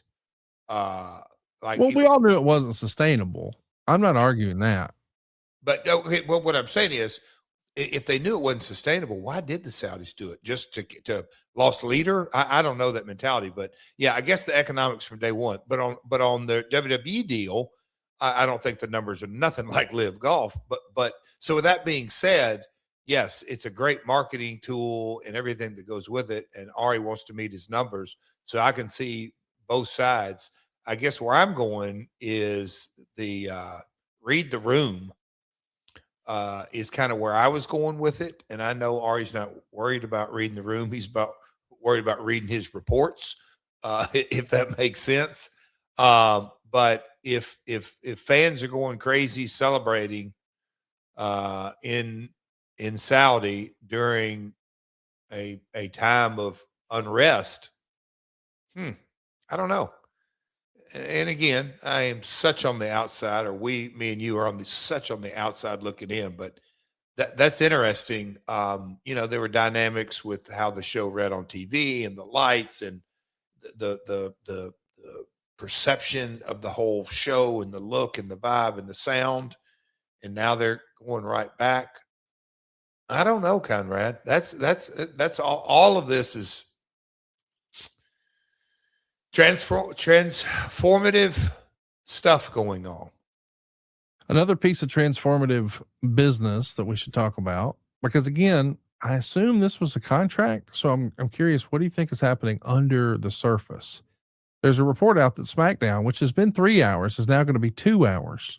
Oh, going and back. At a time, the reason Raw went to 3 hours, even though we all hated it and we all agreed Raw was way better as a 2-hour show, is they were getting such a big rights fee for that third hour that it felt like, well, it's a no-brainer. Even if you don't think it's good for your story creatively, it's good for your business financially. So you don't have to book a new building. You don't have to, travel in new talent. You don't have the production expense. It's already here.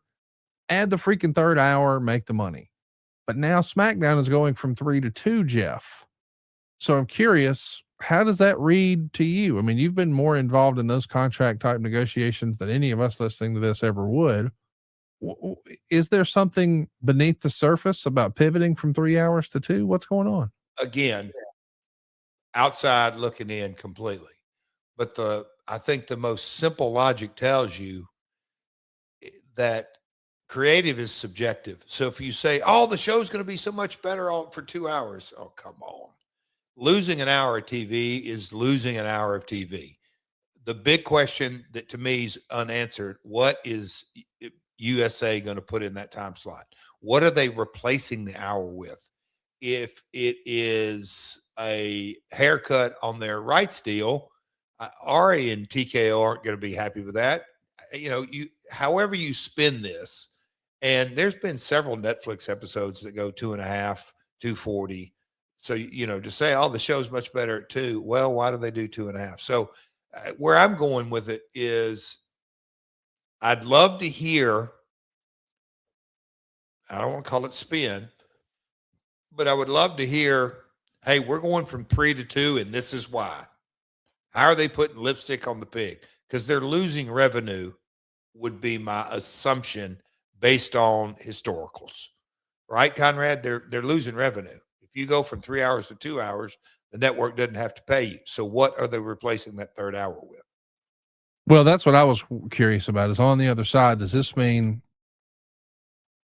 I guess I don't know another way to ask this. Is this going to affect NXT? Is NXT somehow going to be involved in this? According to the rumor and innuendo, maybe there's a CW deal that's coming due, and I don't know what to expect there, what not to expect. I have no inside information, but I'm wondering, are they merely replacing a third hour of SmackDown with another hour of WWE programming? I don't imagine the TKO is going to let a contract, well, we're not getting a good return. We'd like to keep a good relationship. Hey, we'll pay you less. That does not feel like a TKO solution. A TKO solution feels like, hey, if that doesn't work for you, let's try this instead. Maybe I'm wrong. Yeah. That third hour, what's going in that slot? Right. Almost everything. As far as why does Netflix go longer than 2 hours, and sometimes it's 2:30 and 2:40 and things like that, I don't know, but I would guess that the stats, because let's not mince words here. There's been a lot of questions around television ratings for a long time about how trustworthy and how legitimate are these numbers anyway. the methodology from which you can monitor that and that sort of thing, it used to be filled out with handwritten diaries, and then there were metered markets. And I just don't think there was ever a foolproof thing. However, when you're streaming something, well, they can certainly tell you. And one of the things you see, a report you'll see is, hey, that this many number of hours were streamed. Mhm. So the longer your program is, the more hours it looks like were consumed. And if people continue to talk about your show as if it's a 2-hour show and it's really 2 hours and 40 minutes, well, those 40 minutes, boy, they really add up to your cumulative number. Maybe that's part of the strategy. Who knows? I know there's lots of pro tips that we hear from guys on YouTube that, hey, you need to make your videos X number of minutes long and that sort of thing to capitalize your revenue. That same sort of thinking has to exist with WWE on streaming. Gotta be. Yes. It's gotta be. Yes. Yeah. I mean, and look, can you imagine writing a TV show and you don't have a hard out? It just lends hypothetically to so much more creativity that you don't have to hit, because the amount of times writing a 2-hour show, like, I'm amazed. WBD is the best TV partner because they're not a streaming service. They are a network that hits the top of the hour and commercial breaks and everything that goes with it. And, our overruns can go from 1 minute to 25 minutes and whatever it is. I don't know the exacts and all that, but I know many a time I'd love to have another 7 or 10 minutes writing a TV show. But now that, what you just said, what we're talking about, Netflix, the algorithms and the more minutes, and it just creates value, all about creating that value. Well, we're going to talk a little bit about creating value. First, we need to talk about Yang. I don't know if you saw this, but he's a former presidential candidate, Andrew Yang. He is apparently a big wrestling fan, and he was on the record talking about ads during WrestleMania. Quote, "It seems that TKO has really screwed up WWE WrestleMania with ads and celebs and getting away from the heart of pro wrestling, and talented performers are paying the price." We're not going to have a political conversation, but the idea that this did not come from the internet wrestling community and it came from outside the tent, so to speak, kind of caught me off guard. Jeff, what do you think of this? Here we go. I just think, old grandmother, who watches wrestling? Only the masses. It is so much more widespread. And, is it a niche? Is it not? Yeah, on the one lane, you can call it a niche. On the other lane, all kinds of folks. It's in politics. It's in professional sports. It's everywhere. But the, the NASCAR effect that, my dad used to chuckle about it, but, in the 90s, it was the amount of revenue that was generated through, 3 hours on a Sunday, basically 2.5, 3 hours on a Saturday. You got 43 cars, 43 brands, plus the title sponsor, plus associate race sponsors, and blah, blah, blah, blah, blah, all this. It became, as opposed to the driver, Dale Earnhardt driving number 3, it was the Goodwrench Allstate Motor Battery, sponsored by DuPont, Tide. They just, and drinking a Coke, it was just layer upon layer upon layer upon layer that they were selling the folks that wrote the check, that took emotion out of it, I think, in a big way. Is that where TKO's at? I think only time's going to tell. The emotional attachment to the brand to drive revenue is the core foundation of our industry. And when you have snap into a Slim Jip table break sponsored by this, and this, I'm sure there's some memes out there. And now with AI, that you could have JR, his classic calls through the years, Conrad, and by God, that's Mrs. Foley's baby boy who was in diapers. Like you could plug milk and diapers. And did you see the photoshops of Bianca Belair revealing her pregnancy bump with a sponsor on it? No.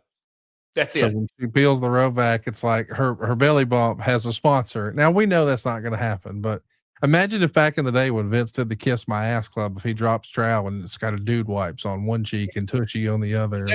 Yeah, but I get it. And I don't know, Conrad. At times I have to pinch myself in this business and just think, where have we lost the plot? Where are we going with this? I get it's a different day and age, and time doesn't stand still, and we can't look back even 5 years ago. That's dated. It is 3 years ago is a date. We always got to move forward and grow the business. And so we kind of touched on earlier, TKO's revenue, it certainly ain't hurting. So we can talk and this and that all we want, but their numbers tell us that the business financially is growing. Is there a tipping point? I don't know. It's very interesting that, and the business is different. And do the, the demos that have always existed in wrestling, are they being affected by all of what Yang was talking about, all the different celebs, and which have been in professional wrestling forever? I'm just going to say all the sponsors. It's bringing notoriety. I don't know. What is the tipping point? Is there a tipping point? What's middle ground? Is it too much? Dutch Mattel says no, it might not be not enough. I don't know, Connie. It's all very thought-provoking. Hey, the biggest thought this past weekend was people, internet wrestling fans, wanting to place blame. Who's responsible for these cuts and layoffs from WWE? We mentioned the list at the top of the show, and Zelina Vega and others have said that once upon a time it used to say Stanford. I had a 203 area code. This time the caller ID said TKO. And I'm sure you've heard the narrative through the years. There were tons of shoot interviews. Oh, it was that effing Jim Ross. It was that GD Johnny Ace. They're the SOB who fired me. Vince loved me. We got along great. It was this SOB who called me that I hate. And a lot of people are curious, where do we place blame here? Is it Ari Emanuel? Is it Nick Khan? Is it Triple H? I'm just venturing a guess. I don't pretend to know, but it does feel like budgets are probably figured out at the top. Here's where we need to be in order to achieve our financial goals and report a good number to the street every 90 days. And we got to cut budget by X number of dollars. And then maybe at some point in that process, Nick Khan and Triple H get together and figure out how to reverse engineer that budget to make it fit. I don't work there. I'm just guessing from my real life experience. How do you imagine these cuts are disseminated, and who ultimately makes the decision, Jeff? Well, some of the Signal lawsuit coming out puts a light on Hunter and Nick's relationship. So they're tight, but I still, no matter how tight they are, Nick is in boxing and just all the different things he's in on the TK board and all that. So when you get into, hey man, we got to have 3 million, we got to have 5 million, whatever it may be, then I would imagine that Nick gives that message to Hunter and he goes, okay, guys. And I'm assuming Bruce, Koski, maybe a few other lead writers, because they're the ones that get into the nitty gritty and they have those talent roster sheets. And I think they've just got to go to work. But ultimately, it's chief content officer. They're cutting content. They're players that make the content. I think it just like the analogy is perfect of what you just said. That damn JJ Dillon. That was what the first talent relations guy. My dad used to chuckle like, JJ, it's his job to be the heat guy. That's why he was hired. And he knows when you're hired in that spot, it is a finite time, get paid and get paid well, and then you're out. So from JJ Dillon to Jim Ross to Johnny Ace, it's the nature of the beast. But ultimately, Vince was the hatchet man during the entire time. Vince out, Hunter in. Hunter's the hatchet guy. It's just how the business works. That's the reality. I think he had to deliver a number, and that's where it was. We mentioned Nick Khan a little bit, and I don't want to spend a ton of time on it because I didn't ask you to watch it and research it. But did you see his testimony last week in front of the Senate committee about the Muhammad Ali American Boxing Revival Act? just bits and pieces. But no, not in detail. Guy I'm working with in Switzerland who's dialed into the boxing world. That is really, again, I'm not the expert on any of that, but it's mega news in that boxing world, is it not? It's huge news there, but it also touched on college sports. I don't know if you saw that, but the college sport thing, because he was drawing an Olympic comparison. And there's a lot of people who think that Nick Khan came off terrifically. And I feel like a lot of the internet wrestling community has sort of decided that they've made their mind up on Nick Khan. And I'm not here to make them change their mind at all, but I am curious if you saw any of that footage. I think when you've got a drive or something like that, it might be worth you checking out. I think you'd dig it. So, but I saw bits and pieces. Clay Travis commented on it. There's another couple of different folks. And I kind of sat back and when I was hearing, Nick one time was he repped the SEC. So Nick isn't just kind of a flyby on college sports, if you will. He has had his hand in a lot of things through the years. Yes, there's the WrestleMania usher, and he worked WrestleMania 9 and always been a fan of it. And his sister was the one that did the Young Rock. And so there is a lot of connections to professional wrestling. But when you take a step back and look at the businessman in Nick, boy, does it take in a lot of real estate. And I'm saying athletes, I mean, he's a big time powerful guy. And I sat back and thought, he may be at some point ready to move on from this wrestling gig. Like, step aside. I'm going to go do boxing, one of my real passions, or I'm going to go do college sports and make an effect over there. And we're going to have a new president. I can see that day coming. Nick is not an old guy. He's, probably in his business prime. And so where is the next step for Nick? That's what's going to be interesting, I think, for me to watch. He's only like 53 or 54 years old. We know that he, conquered the agenting side of the business, helped land this landmark deal for SmackDown, somehow wound up sitting at the top of the WWE mountaintop. I mean, that's a place where nobody ever imagined anybody but Vince would wind up. Nick Khan's there now, and that's a power move. Just like hiring Morgan & Morgan is a power move. Morgan & Morgan is America's largest injury law firm. They have over 100 offices nationwide, more than 1,000 lawyers, over $30 billion recovered for over 500,000 clients. Morgan & Morgan has a proven track record of fighting to get you full and fair compensation. In Florida, a client recently received $6.1 million after the insurance company's best offer was just $100,000. Meanwhile, over in Georgia, another client recently received $29.5 million. Up in Jeff's neck of the woods in Nashville, another client got $10.6 million. If you're injured by the negligence of another, you deserve to be paid. If you're ever injured, you can check out Morgan & Morgan. Their fee is free unless they win. For more information, go to forthepeople.com/myworld or dial pound law. That's pound 529 from your cell phone. That's FOR thepeople.com/myworld or pound law. That's pound 529. This is a paid advertisement.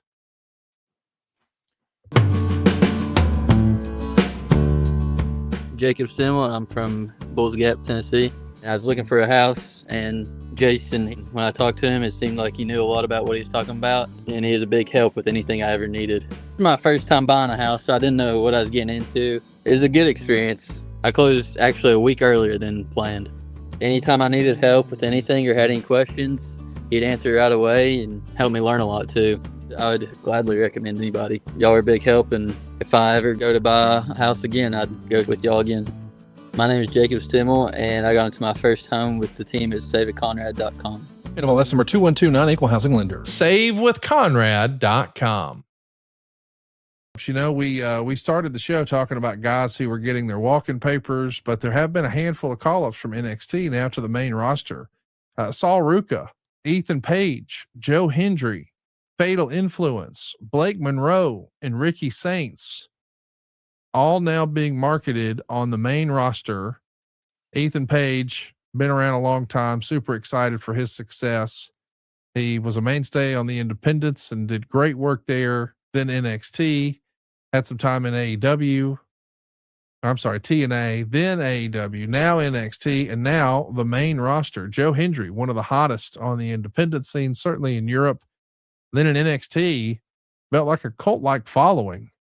Blake Monroe, we've all followed her from Japan to AEW, now NXT, and now the main roster. And Ricky Saints, we used to know him by a different name in AEW and on the independents and NWA, but this is sort of the best of times and the worst of times in WWE. You hate to see guys losing their opportunity, but you love to see some call-ups like this, Jeff. What excites you more than anything else? Well, and I was going to mention, and I'm glad you kind of circled back.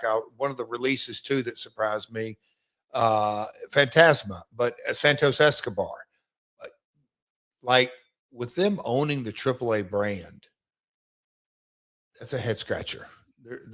I don't know. I won't go down that route, but the call-ups, Conrad, Joe Hendry, WWE obviously sees, like when you drill the that was kind of the 6 different groups. Ricky, I think it's pretty cool how they've let that mature. They gave it time. He's been there, what, a year and a half, 2 years? Same with Ethan.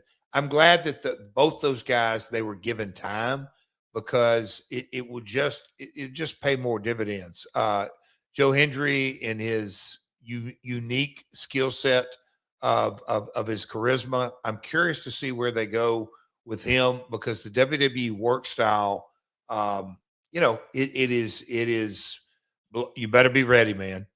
To this day, it is a certain style that you have to dial into, or it's just very hard for that audience. And they are, it's different genres of music. It's all music, but there's a little bit different here and a little bit different there.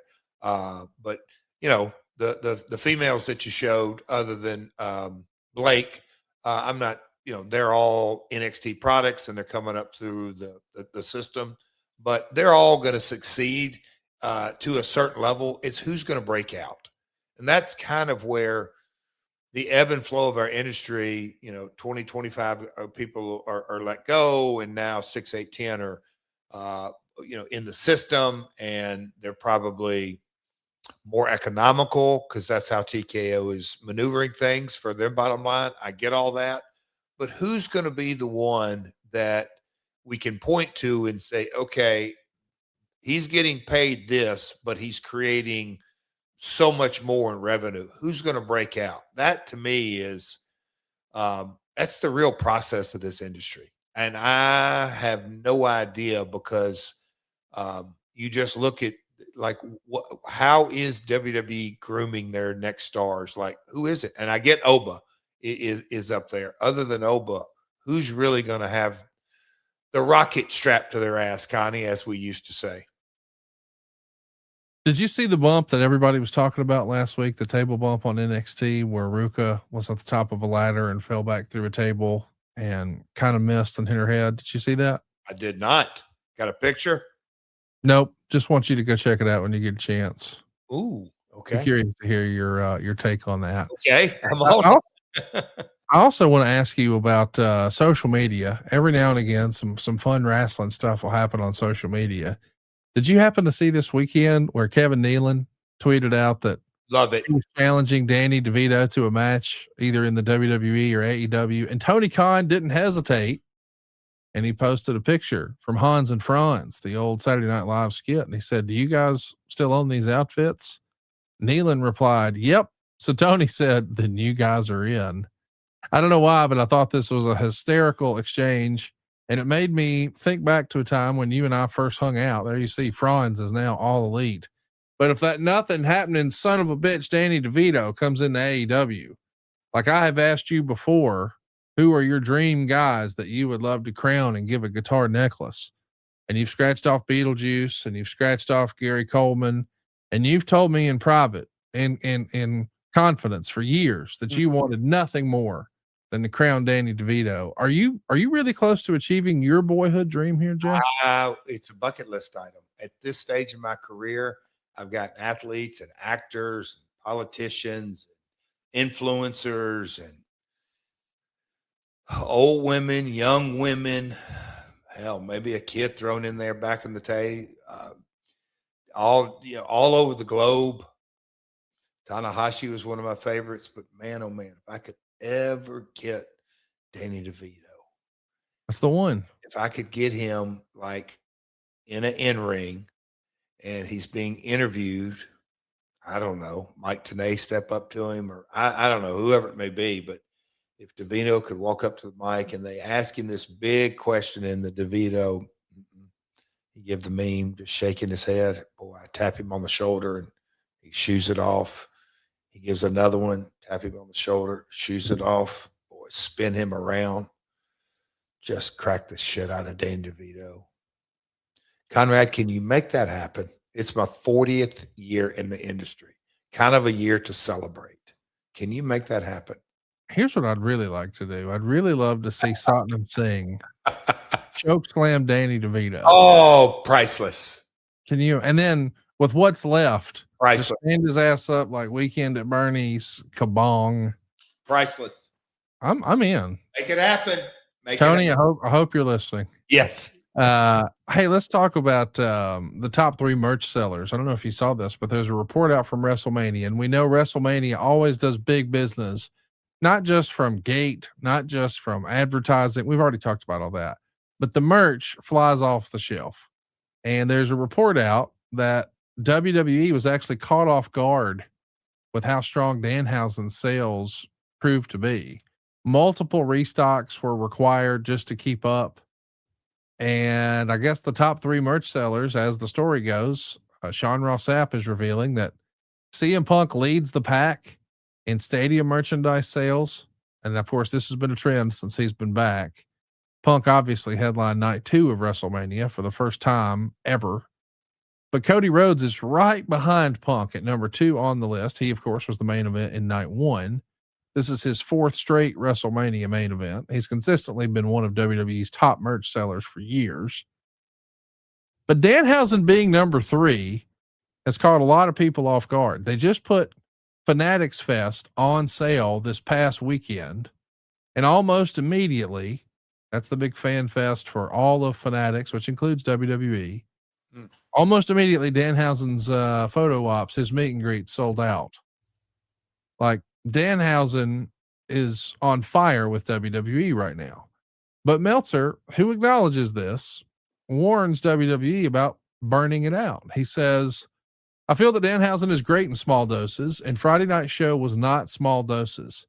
I think if you put a lot on him in the show, it becomes a turnoff. To be honest, most people thought that would be the case, but Danhausen is kind of a one-note gimmick, and it was just so much on this show.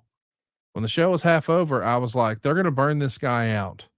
That type of a gimmick is going to have a shelf life anyway, and the key is to extend it as long as possible.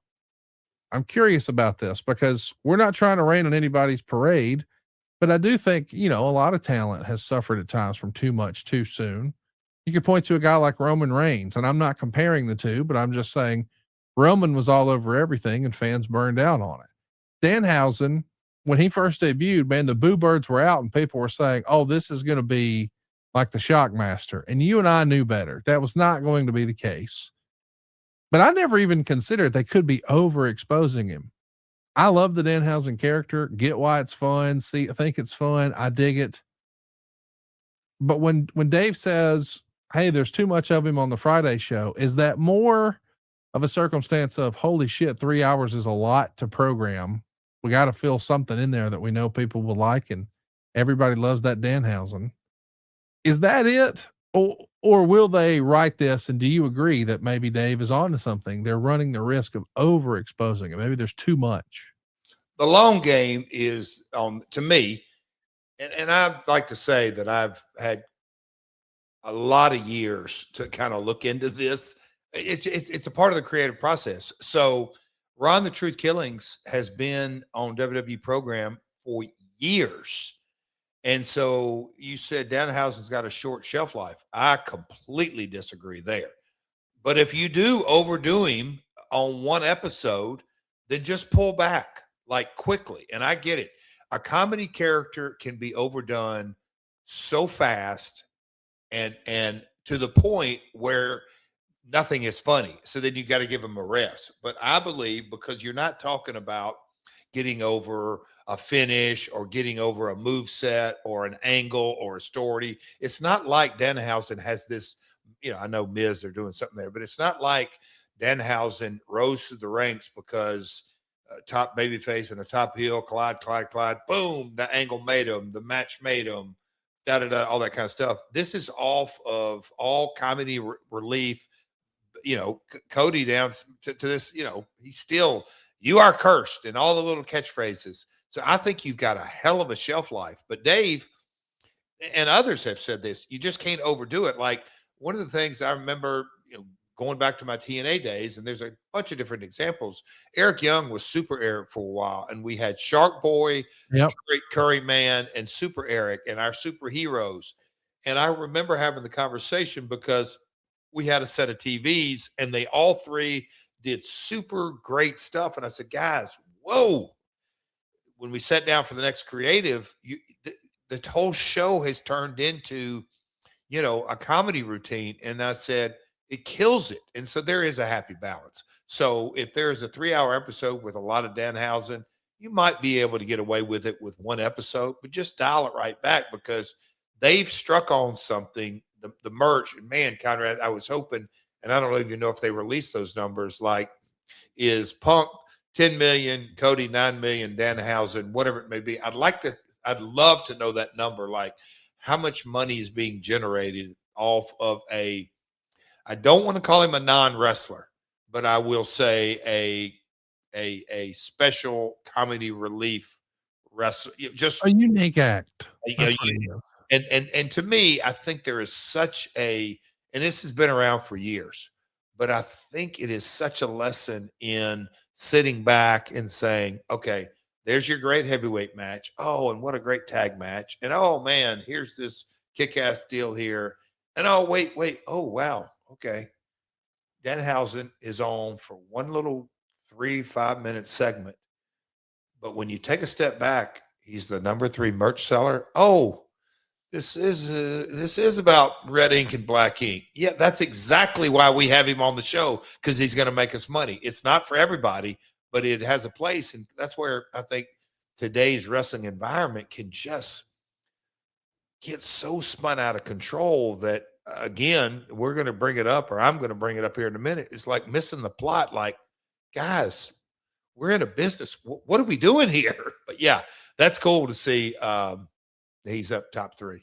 Good old Danhausen. You said you wanted to bring something up as we're getting ready to wind it down. We're easing up on our 2 o'clock mark, or our 1 o'clock central mark. And I know you've got a hard out. So yeah, we've lost a lot of time, but let's hit it, baby. I'm going over it. Okay, so okay, so you pushed the whole way. The Brody Lee thing. Oh. And I know I know by text late last night, you said, let's just move on. But here was what is a head scratcher to me, because I understand all sides and comparison, and creative is subjective. Hang on, let me just set this up, because I think a lot of people don't know what we're talking about. So do it, please, because I for the sake, no, again, it's subjective, but maybe just the sake of my sanity, go ahead, set it up, and then I just make a comment. So our pal Joey Janela did a fabulous job with Spring Break. It was the biggest independent show of WrestleMania weekend, nearly 2,000 fans in the building. It always is every year. He and GCW do a great job. But the story this year was him versus Brody Lee. And you might be thinking to yourself, you mean the 14-year-old kid? Yes. -1, who we have seen a lot on AEW TV, one of the best wrestling tributes ever to his father on AEW Dynamite back in the day. Well, he's been training with Natty Neidhart and TJ Wilson, and they did a match with a story in the main event. And Dave Meltzer, rightfully so, was bragging about how great Brody was. I didn't love the wording of the compliment he gave because he made a reference to NXT folks. And I didn't think that was a fair comparison and felt like, hey, why is NXT catching strays? And before you know it, there was some back and forth with Dave and I, and it went on longer than it should have, and it was less than ideal. Dave and I have talked on the phone and we've squashed it. Good. And it's a difference of opinion. And but I haven't asked you your opinion because you saw some of the back and forth, and I know the Queen saw some of the back and forth, and hell, even Jim Cornette was like, "Why don't you guys start MFing each other?" Well, I'm not MFing Dave Meltzer because I like Dave Meltzer, but we definitely had a difference of opinion. I didn't think it was fair to compare a 14-year-old with guys who were trying to earn a living and earn a paycheck right now in developmental. They're trying to land a job with WWE. That's why they're in NXT, and I thought it was off base, but I don't really even want to discuss it. We kind of agreed we weren't going to discuss it, but you're welcome to. But Dave and I are cool. So, Jeff, what do you think? I have said it publicly and privately. Out of everything, look, Dave has really never, I know he hasn't, it's no secret, he's never been a Double J fan at all, contrary to what he may slice and dice and say out there. I'll say firsthand knowledge on a few different things, but that's okay. Conrad, you know as well as I do, people hated my ass, but hell, to this day, people come up to me at the Cats game, or they did it the opening night. I hated your ass. All right, that's not what this is about, but that's the business of that we're in. But I had to just pump the brakes because there's many things that go on in the industry that I love. I've said it. I love tribalism. People say, "Well, no. That's creating emotion and energy and this side and that side and bashing and all this kind of stuff." But the thing, and look, Brody, my girls, they lost their mom, so losing a parent is tragedy, And Amanda, single mom, her son loves the business. I can relate to so many things. TJ, Natty, you talk about learning and having the ability to go through, and Joey, God bless him. I mean, you just all the positivity out of all of it is endearing. Yes. To say the very least, it is such a really feel good kind of story that I can't even put it into words. So I almost hesitate to even, and I'm glad y'all squashed it, bring it up. And I respect Dave more than he will ever realize. I kid you not, more than he realizes that he has made not just a career, but I mean, he's made a boatload of money off being a professional wrestling reporter. I think that's his best title, if you will. So a lot of respect, love all this, but here was the head scratcher. He said, and here's the thing that came to my mind, Conrad, and you're gonna have to help me kind of articulate this, but I have got kids that have played travel ball. I have been around kids sports. I've been around high school sports. I've been around college sports. My daughter plays college ball right now. I have been around pro sports. I've been around sports my entire life. Acting and Broadway, bits and pieces, known all that. So I've been around both sides of it, but the sports analogy, and you can compare anything and all that kind of stuff. But travel ball is one of the things that came to my mind. When you see a girl out on the court and really, really, really, you hear, oh man, she averaged, because in the travel ball, we will see, again, this is girls basketball, and travel ball is the AAU circuit in the summers. And you will see these stats of girls that are coming in the national tournaments, all this. She averaged 36 in high school. This girl averaged 24 in high school. This is a 2-time player of the year, and this and this. Okay. And then when we get on the court, we've got about 7 girls. These other teams have 14 and 16, 7 girls. And we go out there, and I've seen it happen over and over. Tennessee high school girls basketball is played differently. They play D, they play rough, they play much more like guys, and we eat their lunch. And I always used to tell that my girls that, you know what? Everything is relative, honey.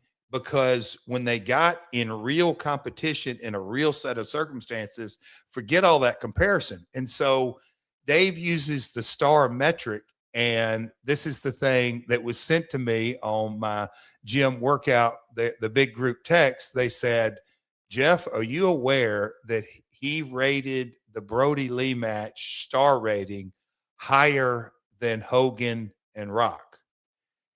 And that's when I started thinking about, now, wait a minute. It's his scale. It's what he values. It is subjective. Hats off. But when you compare Brody and Joey, and they had a hell of a match, I guarantee you, I can't guarantee, but I'm pretty sure they probably rehearsed that a lot of times, and the environment was conducive. And so I applaud all of everything. But when you compare it to a TV set of circumstances, and I'll say grown men, and I think that's relevant here, good and bad, I just don't think we're comparing apples to apples. And I just thought to myself, there's an argument going online, and we're saying, and I get it's subjective, but to me, it was disheartening for Dave that he would literally come. And look, people are going to applaud Brody because he is a kid. I know how this business works. When he's 16 or 17, 18, it's going to be a lot harder. The newness will have worn off. The NXT comment probably going to stick around. We'll see. Only time will tell.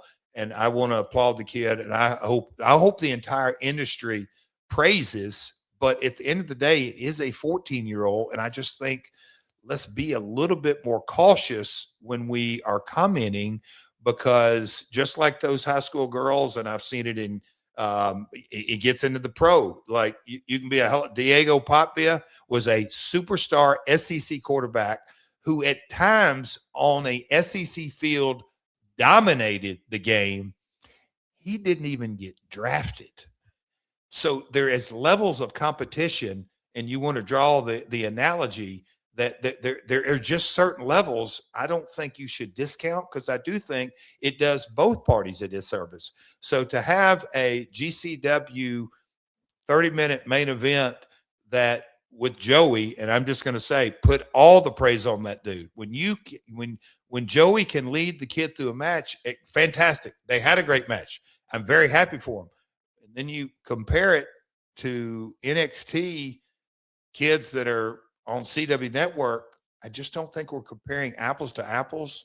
So the star system, to me, I think Dave hurt his star system, because if that is just based on going through the performance side of things, that's where our audience is. And again, it sounds like such a mess, but Conrad, I was just kind of dumbfounded that, and you said it a couple of times, and a lot of people have said it. Hey, Twitter ain't real. And I'm like, I get all that, but how do people go down these rabbit holes and really go, oh yeah, it's that match was this and that? I'm like, wait a minute.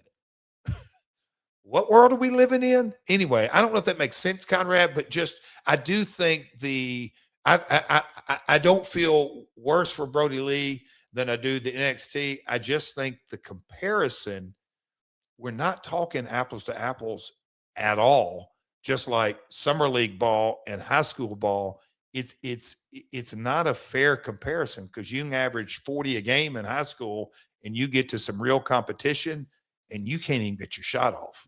And that, to me, is what was kind of missed through all of it. Does that make sense, Conrad? Yeah, I never felt like it was a fair comparison. I didn't think it was apples to apples, but I know it wasn't even meant to be. He was trying to make a statement about people's first matches. Unfortunately, in the clip and even the headline that the Wrestling Observer posted, they didn't say that. It said his first match was better than get the guys in NXT. And I thought, man, I don't want people. I would like for us to get to a place that everybody embraces the Jeff Jarrett methodology of thinking. Creative is subjective. Like if you were to say, like, I'm not saying this to be funny and pick on my friend, Cassio's favorite tag team of all time is the Bushwhackers. Now, would we ever say objectively they were the greatest tag team of all time? No, but they were his favorites. And that's what this business is about. It's about creating characters, and it's about having, like, I know King Kong Bundy and Rey Mysterio may have on paper had the same profession, but boy, they didn't do the same thing. These are different roles that are filled in a story and a narrative that's being told by somebody with a pencil in the backstage area. And the goals, another Jeff Jarrettism, the goal alignment of, hey, what are we trying to do with this first match here for Brody versus what are we trying to do with this 6-minute match on NXT on CW with producers and blocking and camera and commercials and a new character. It's totally different. And that was the point I was trying to make. I think I really don't want to keep going too much further down the rabbit hole because Dave and I are on the same page, but I just felt like, hey, it's not a fair comparison. It's not apples to apples. And I think he felt like I just didn't want to hurt anyone's feelings. And that's not it. I don't want to hurt anyone's opportunities. And I think that you can say, hey man, that kid was outstanding. He exceeded all expectations. What a main event. What a story. You could tell his poise was so good. There was no hesitation. He was comfortable. He's going to be a big star, and leave it at that. But when you put on there, hey, they're better than these guys, it's like, oh, I don't think we have to do that. And that's not even from a place of, I'm scared to say that one guy's better than another. But what I am saying is we're not comparing the same thing. And there's wrestlers who wrestle in AEW who wouldn't be allowed to work the AEW style in WWE and vice versa. Like things that work on this show don't work on that show. I mean, the Fresh Prince of Bel-Air can't show up halfway through Men in Black and it makes sense. It's got to be different. It's Will Smith doing two different characters. Let's allow it the opportunity. I don't know. It felt like it was silly. It felt like it was a misunderstanding. Dave and I are cool. Despite the narrative out there, we're not on a shit on Dave Meltzer train. That's not reality. We appreciate his place and his contributions to wrestling, but and we've said this without Keller, Jason Powell, Mike Johnson, obviously Dave Meltzer. When you kind of think about the archives, and look, I think Dave's got a few years on me as far as actually a public, all that, but me and Tanave had this conversation before, but my blessing or curse, as Cornette would say, Cornette's another guy. The evolution of our viewpoint, and it's our opinion. Cornette's got an opinion. Jeff Jarrett's got an opinion. Guys that have been not around the room, in the car, by my dad as a promoter, Cornette backstage making photos for the top 15 baby faces and seeing the real money exchange and all that. And there's kind of fewer and fewer pieces that it's like the perception. And I am so grateful for my sobriety in that one of the things that has jumped off the page at me that I have been told, but I'm also well aware of that is that Conrad, I am well aware that when I look back and I can go, you know what? I was wrong there. I was wrong there. I was wrong there. I was wrong there. It's given me clarity. And I think when I look at the evolution of the industry and I kind of sit back and go, history tells me this and history tells me that. And as we move through the years, it is really a blessing in that, as I said on the podcast, whether it's Keller or Meltzer or Powell or Johnson, that we kind of use their records, but their records, and this is where I think sometimes so many things get lost. It's their records. It's not the record. It's not in the Smithsonian Institute. It was their opinion at the time that they wrote it. Nothing more, nothing less. And God, am I glad they did it. But I think that's where, as we have a podcast and have these conversations, and now you've got the new generation of journalists, Sean Ross Sapp and others that are coming along, is, again, they're all opinion pieces. Because, again, I'm circling all the way around back down to this business is subjective, not just creative. Now, financials, that's why I mean you like them. They're not. Now, you can spend some numbers, but at the end of the day, it's red ink or black ink, period. Yeah, we can have an objective conversation about P&Ls, but it's hard to have an objective conversation about, hey, King Kong Bundy was better than Rey Mysterio. Like, well, come on. what are we doing? Like, they have two totally different roles. They're not doing the same thing. Goal alignment's number one. You know what? At the Cats game Saturday, load in and load out. But so the game's over, they got to take the field up. I was talking to a guy and all this, and he is dialed in, wrestling fan. And I'm meeting a lot of new folks in the Clarksville community. But he was just like, "Hey, man, Jeff, he's like, tell me, what did you think tonight?" And I said, "Well, why do you ask that?" And he said, I'm just curious. What did you think? And I said, "I'll tell you this. In the first half, did you hear the audience?" And he goes, "Yeah, they were cheering." I said, "Well, I think I've been given a gift, because I think I can listen to an audience, and I think everybody in that arena, I'm not an expert, but I've got 40 years of experience. I can tell when people are clapping and getting into something because we are guiding them and telling them. Spontaneous energy and information just comes from the gut, that comes because the people are having a great time. There was a difference between first game and second game. On the second game, Conrad, we had folks that were all that. So I say that to say that there can be reporters in the audience and hear, "Oh, that guy's over." And I would go, "Not sure he's over." It was laid out in the perfect way, as opposed to, okay, this commands the crowd because they freaking love or hate. Same emotion, just two different sides of the coin. I just think there's such a difference when you learn the business from having an ear in it, as opposed to, I'm just going to write down kind of what I personally think. I think there's a huge difference. Man, that example you just gave, I don't think I'll forget that one. That was a good one. Jeff Jarrett dropped 2 things on me this year. I've already told you the other one. We were riding around filming some content, which you will see here eventually on my world, on YouTube. But you said something like, "Hey, when a territory is doing well, that's when that's when the locker room falls apart. When things are down and dirty and the territory's on its ass, that's when everybody comes together." And that just knocked my socks off. But then what you just said there, and I love this. Hey, are they cheering the story? Are they cheering the hero in the story in this moment that's been created by somebody in the back with the pencil? Or are they cheering that guy because he's just that over? This is why we sit under Double J's learning tree. Gigantic difference. But you know what? You got to have the ear for it, and you got to have the context to know the difference, because otherwise you would just hear the reaction and say, "Well, they're cheering him, ... They're cheering the hero in the story that was written." Bravo, Double J. We're learning a lot here today.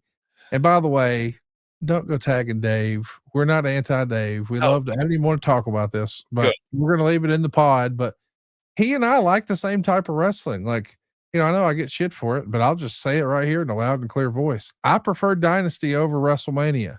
I know WrestleMania made more money. I know it had more attention, but as somebody who was sitting at home with a group of friends watching the show, we had more fun watching Dynasty. I prefer that style. I feel like it's if WCW and ECW had a baby, and I thank God that Tony Khan is there. But there's such tribalism that's here now when Dave says he doesn't prefer that style. Dave and I like the same kind of wrestling. We like more than we don't like. We just disagree on how we give our compliments. I too, just like you, thought Brady and or Brody rather, and Joey and TJ and Natty and all involved. Take a bow, man. What a freaking performance. High fives all around. On that, and here's maybe my jaded old ass, but you're going to chuckle and maybe we can end it here, is, do you know who I became an even bigger fan of today? Who's that? Danhausen. If he's number 3, because Cody, you are cursed and all the fun stuff and all that, which I love. I used to love Ron the Truth Killings. I would mess with him backstage and have that kind of nonsense truth back and forth talk and whatever new catchphrase would come along and this and that. And because I want to be a listener and I'm looking at things, but the thing that really catches my eye is, well, you said it. Okay. GCW, highest paid independent show. I'm a fan of that. But if my man Danhausen don't do any flip-flops, doesn't have to take 25-minute matches, and he's the number 3 merchandise seller, I'm an even bigger fan because he's good for the industry, because he's resonating with the fans, which makes mom and dad come off the hip pocket and buy merch, whether it's for themselves or their kids or whatever it may be. That's good for the industry. And that's kind of what my frame of mind is on most everything in this industry is how are we going to make money? How's that really going to get an ROI? Because I think if you can stay on point with that, the business gets more healthy and more healthy and more healthy. Can I blow your mind with this? He did it in 6 weeks. Danhausen debuted in WWE at Elimination Chamber last day of February. And here we are in mid-April, number 3. Just like that. Bingo. So we're learning a lot here. Objective is what those P&Ls are. Danhausen, congrats, man. Brody Lee, congrats. And by the way, shout out to Amanda. You know, the late great Brody Lee's widow, Brody Jr.'s mom. This is a unique situation. I don't think we've ever seen a kid this young be embraced this big by a wrestling community. We're all pulling for him. Can't wait to see what's next. And we'll see you next week right here on My World. Peace.